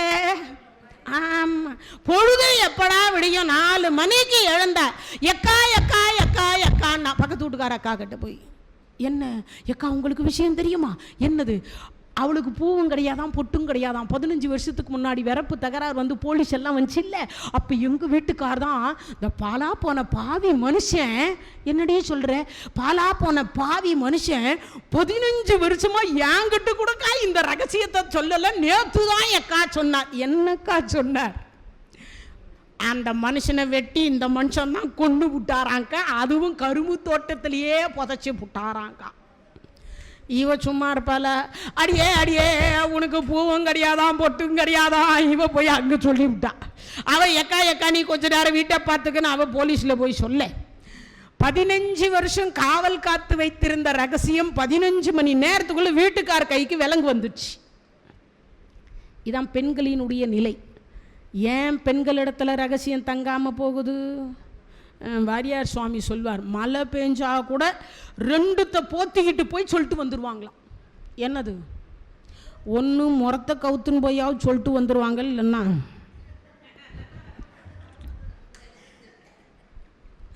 முந்தானியை போட்டு போயாவது சொல்லிட்டு வந்துடுவாங்களாம். அதுக்கு காரணம் என்னன்னா தர்மராஜா கொடுத்த சாபம். அதைத்தான் நீங்க சொல்றார், சித்திரவதை, துரோகம், கொலை முதலியவற்றை செய்யக்கூடாத செயல். நம்மளை நம்பி ஒருவர் ஒரு பொருள் கொடுக்கிறாருன்னா சாகர வரைக்கும் அந்த பொருளை அவர்கிட்ட ஒப்படைக்கணும்னு நினைக்கணும். அந்த பொருளை நாமே ஆளணும்னு நினைக்கக்கூடாது. அந்த பொருள் நமக்கு, அந்த உடைமை நமக்கு, அந்த பொருள் நமக்கு உரிமை உள்ளது அல்ல, உரிமை கிடையாதுன்னு நினைக்கணும். யாரா இருந்தாலும், எந்த பொருளா இருந்தாலும், சின்ன ஒரு பின்னா இருந்தா கூட அது அவர்களுக்குரிய சொத்து, நமக்கு இல்லை, யோசிக்கணும். அதுதான் இன்னைக்கு சின்ன பின்னு தாங்க. ஒரு விஷயம் தெரியுமா? பின்னுன்னு சொன்ன உடனே இதே கருட புராணத்தில் வருது, இன்னும் கொஞ்ச நாள், இன்னும் ஒரு 2-3 அப்புறம் வருது. அது பிறர் பொருளை ஆசைப்படக்கூடியவர்கள் பின்னானாலும் ஊசி ஆனாலும் தண்டனை உண்டா?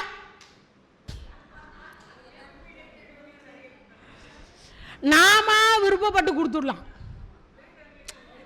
இப்போ நாம விருப்பப்பட்டு கொடுக்கறது அது அன்பளிப்பு. அது என்னவா இருந்தாலும், எதுவா இருந்தாலும் நாம கொடுக்கறது அன்பளிப்பு. ஆனா அவங்க வச்சு அந்த இடத்துல மறந்துட்டாங்கன்னா நமக்கு பின்னு தேவையேன்னு எடுத்து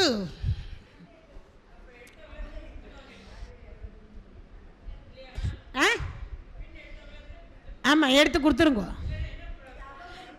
என்ன தண்டனை அப்படின்னா, இந்த அந்த கூபம் என்கின்ற ஒரு தண்டனையும் உண்டு. இதுக்கு அடுத்து வந்து பார்த்தீங்கன்னா பிறர் உரிமை, அதாவது அக்னி குண்டம்னு ஒரு தண்டனை உண்டு. 11வது தண்டனை அது. அக்னி குண்டம்னு ஒரு தண்டனை உண்டு. அக்னினால பழுத்து காய்ச்சி இந்த மாதிரி ஒரு தூண் நிற்க வச்சிருவாங்களாம். இந்த மாதிரி அந்த தூணை நம்ம கட்டி தழுவணும், உம்மா கொடுக்கணும்.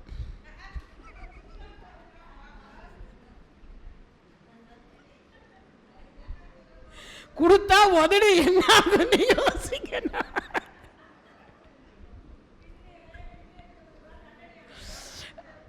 அப்ப இனிமே யாரும் எடுக்க மாட்டீங்கல்ல. நான் சொல்லலைங்க, கருட புராணம் சொல்லுது. நான் சொல்லல, இங்க சொல்றது. அப்போ சித்திரவதை, துரோகம், கொலை முதலியவற்றை செய்த கொடியோர்கள் அடையும் நரகம். அப்ப என்ன செய்யக்கூடாது? விலங்குகள், ஈ, எறும்பு, யாருக்கும் நம்ம எதுவும் செய்யக்கூடாது. எதையுமே நம்ம அது நம்மளை கடிக்குது.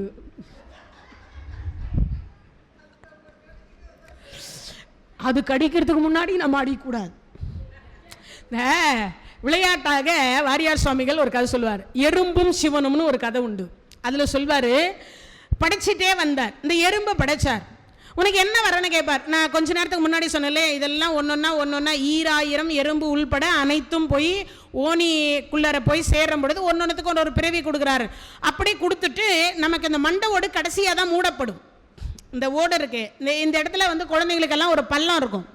கடைசியாக உச்சி மூடுவார். நம்ம தலையெழுத்தை எழுதிட்டு க்ளோசிங் பண்ணுவார். க்ளோஸ் பண்ணுறதுக்கு முன்னாடி கேட்பார், உனக்கு என்ன வரம் வேண்டும்னு ஒரு வரம் கொடுப்பார்.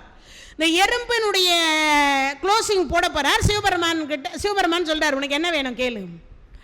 இந்த எறும்பு பார்த்துச்சான், என்ன கேட்கலாம் சுவாமி, எனக்கு என்ன வரம் கேட்குறதுன்னு தெரில, நீங்களே ஒரு லிஸ்ட்டு கொடுங்க. அந்த லிஸ்ட்டில் இருந்தால் நானாக தேர்ந்தெடுத்துக்கிறேன்.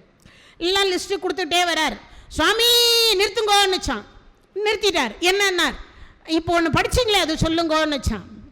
என்னது? நீ கடித்தால் மற்றவர்கள் இறந்து விட வேண்டும்.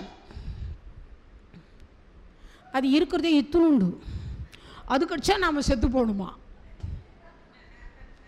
கடவுள் பார்த்தாராம், உனக்கு இவ்வளோ பெரிய ஆசையா? உன்னை படைச்சிருக்கிறதே எறும்பாக படைச்சிருக்கிற, இவ்வளோ பெரிய உடம்பு நீ கடித்த உடனே அவங்க இறந்து போனோன்னு கேட்குறது பேராசை இல்லது, பேராசையிலையும் பேராசை. அப்போ தான் சொன்னாரான், கடிக்கிற வரைக்கும் நீ உயிரோட இரு, நீ கடிக்கும் போது அவங்க தேய்ச்சி நீ செத்துப்போ.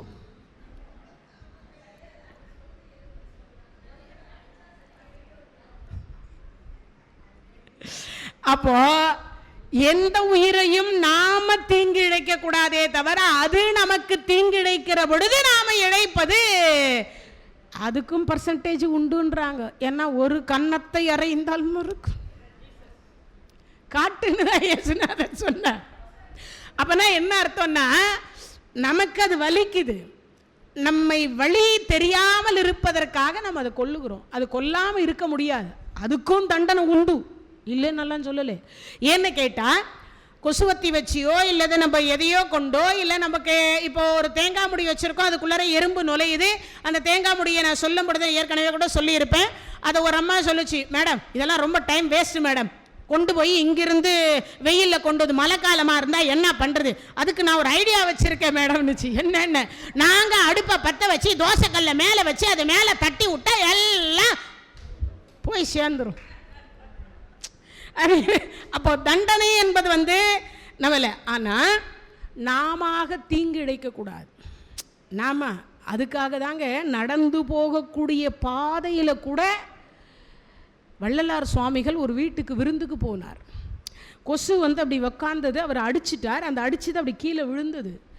சாப்பிட்றதுக்கு கை வச்சவர் எழுந்து வந்துட்டார். விருந்தை கொடுத்தவர் சொன்னார், ஐயா சாப்பிடாம போகிறீங்களே, இந்த வீட்டில் ஒரு இலவு விழுந்துருச்சு, நான் சாப்பிட மாட்டேன்னார். இது நடந்த கதை, இது பொய்யோகியோ கிடையாது. இவர் போய் வீடெல்லாம் தேடுறார், எங்கே யாரோ இறந்துருக்காங்களா, நம்ம மறைச்சிட்டோமா, அப்படி இவ்வளோ பெரிய உடம்பு போய் எங்கேயாவது மறைக்க முடியுமா? அப்புறமா இவர் குடுகுடுன்னு ஓடி போய், ஐயா யாரும் அந்த மாதிரிலாம் இல்லை, பக்கத்தில் இருந்தவர் அடிச்சிட்டார். ஜீவகாருண்ய ஒழுக்கம். என்ன ஒழுக்கம்? ஜீவகாருண்ய ஒழுக்கம். அப்படி இந்த கலியுகத்தில் நம்மால் தீங்கு இழைக்காமல் நடக்க முடியாது. ஈக்கோ எறும்புக்கோ தீங்கு இழைக்காமல் வாயில் வேணா சொல்லிக்கலாம், ஈக்கும் எறும்புக்கும் நாங்கள் துரோகம் இழைக்கவில்லை அப்படின்னு வேணா சொல்லிக்கலாம். ஆனால் அதுவும் நம்ம செய்து கொண்டு தான் இருக்கிறோம், இல்லைன்னெல்லாம் சொல்ல முடியாது. அதனால தான் சொல்லுவாங்க, இந்த வாசலில் கோலம் போடுது, அரிசி மாவினால் கோலம் போடுங்க, அது எறும்பை உண்டு விட்டு அதனுடைய சந்ததியை நாம் ஏதேனும் செய்திருந்தால் யமன் வருகிற பொழுது அது வாதாடும் என்று சொல்லுவார்கள். யமன் வரும்போது அது வாதாடுமா?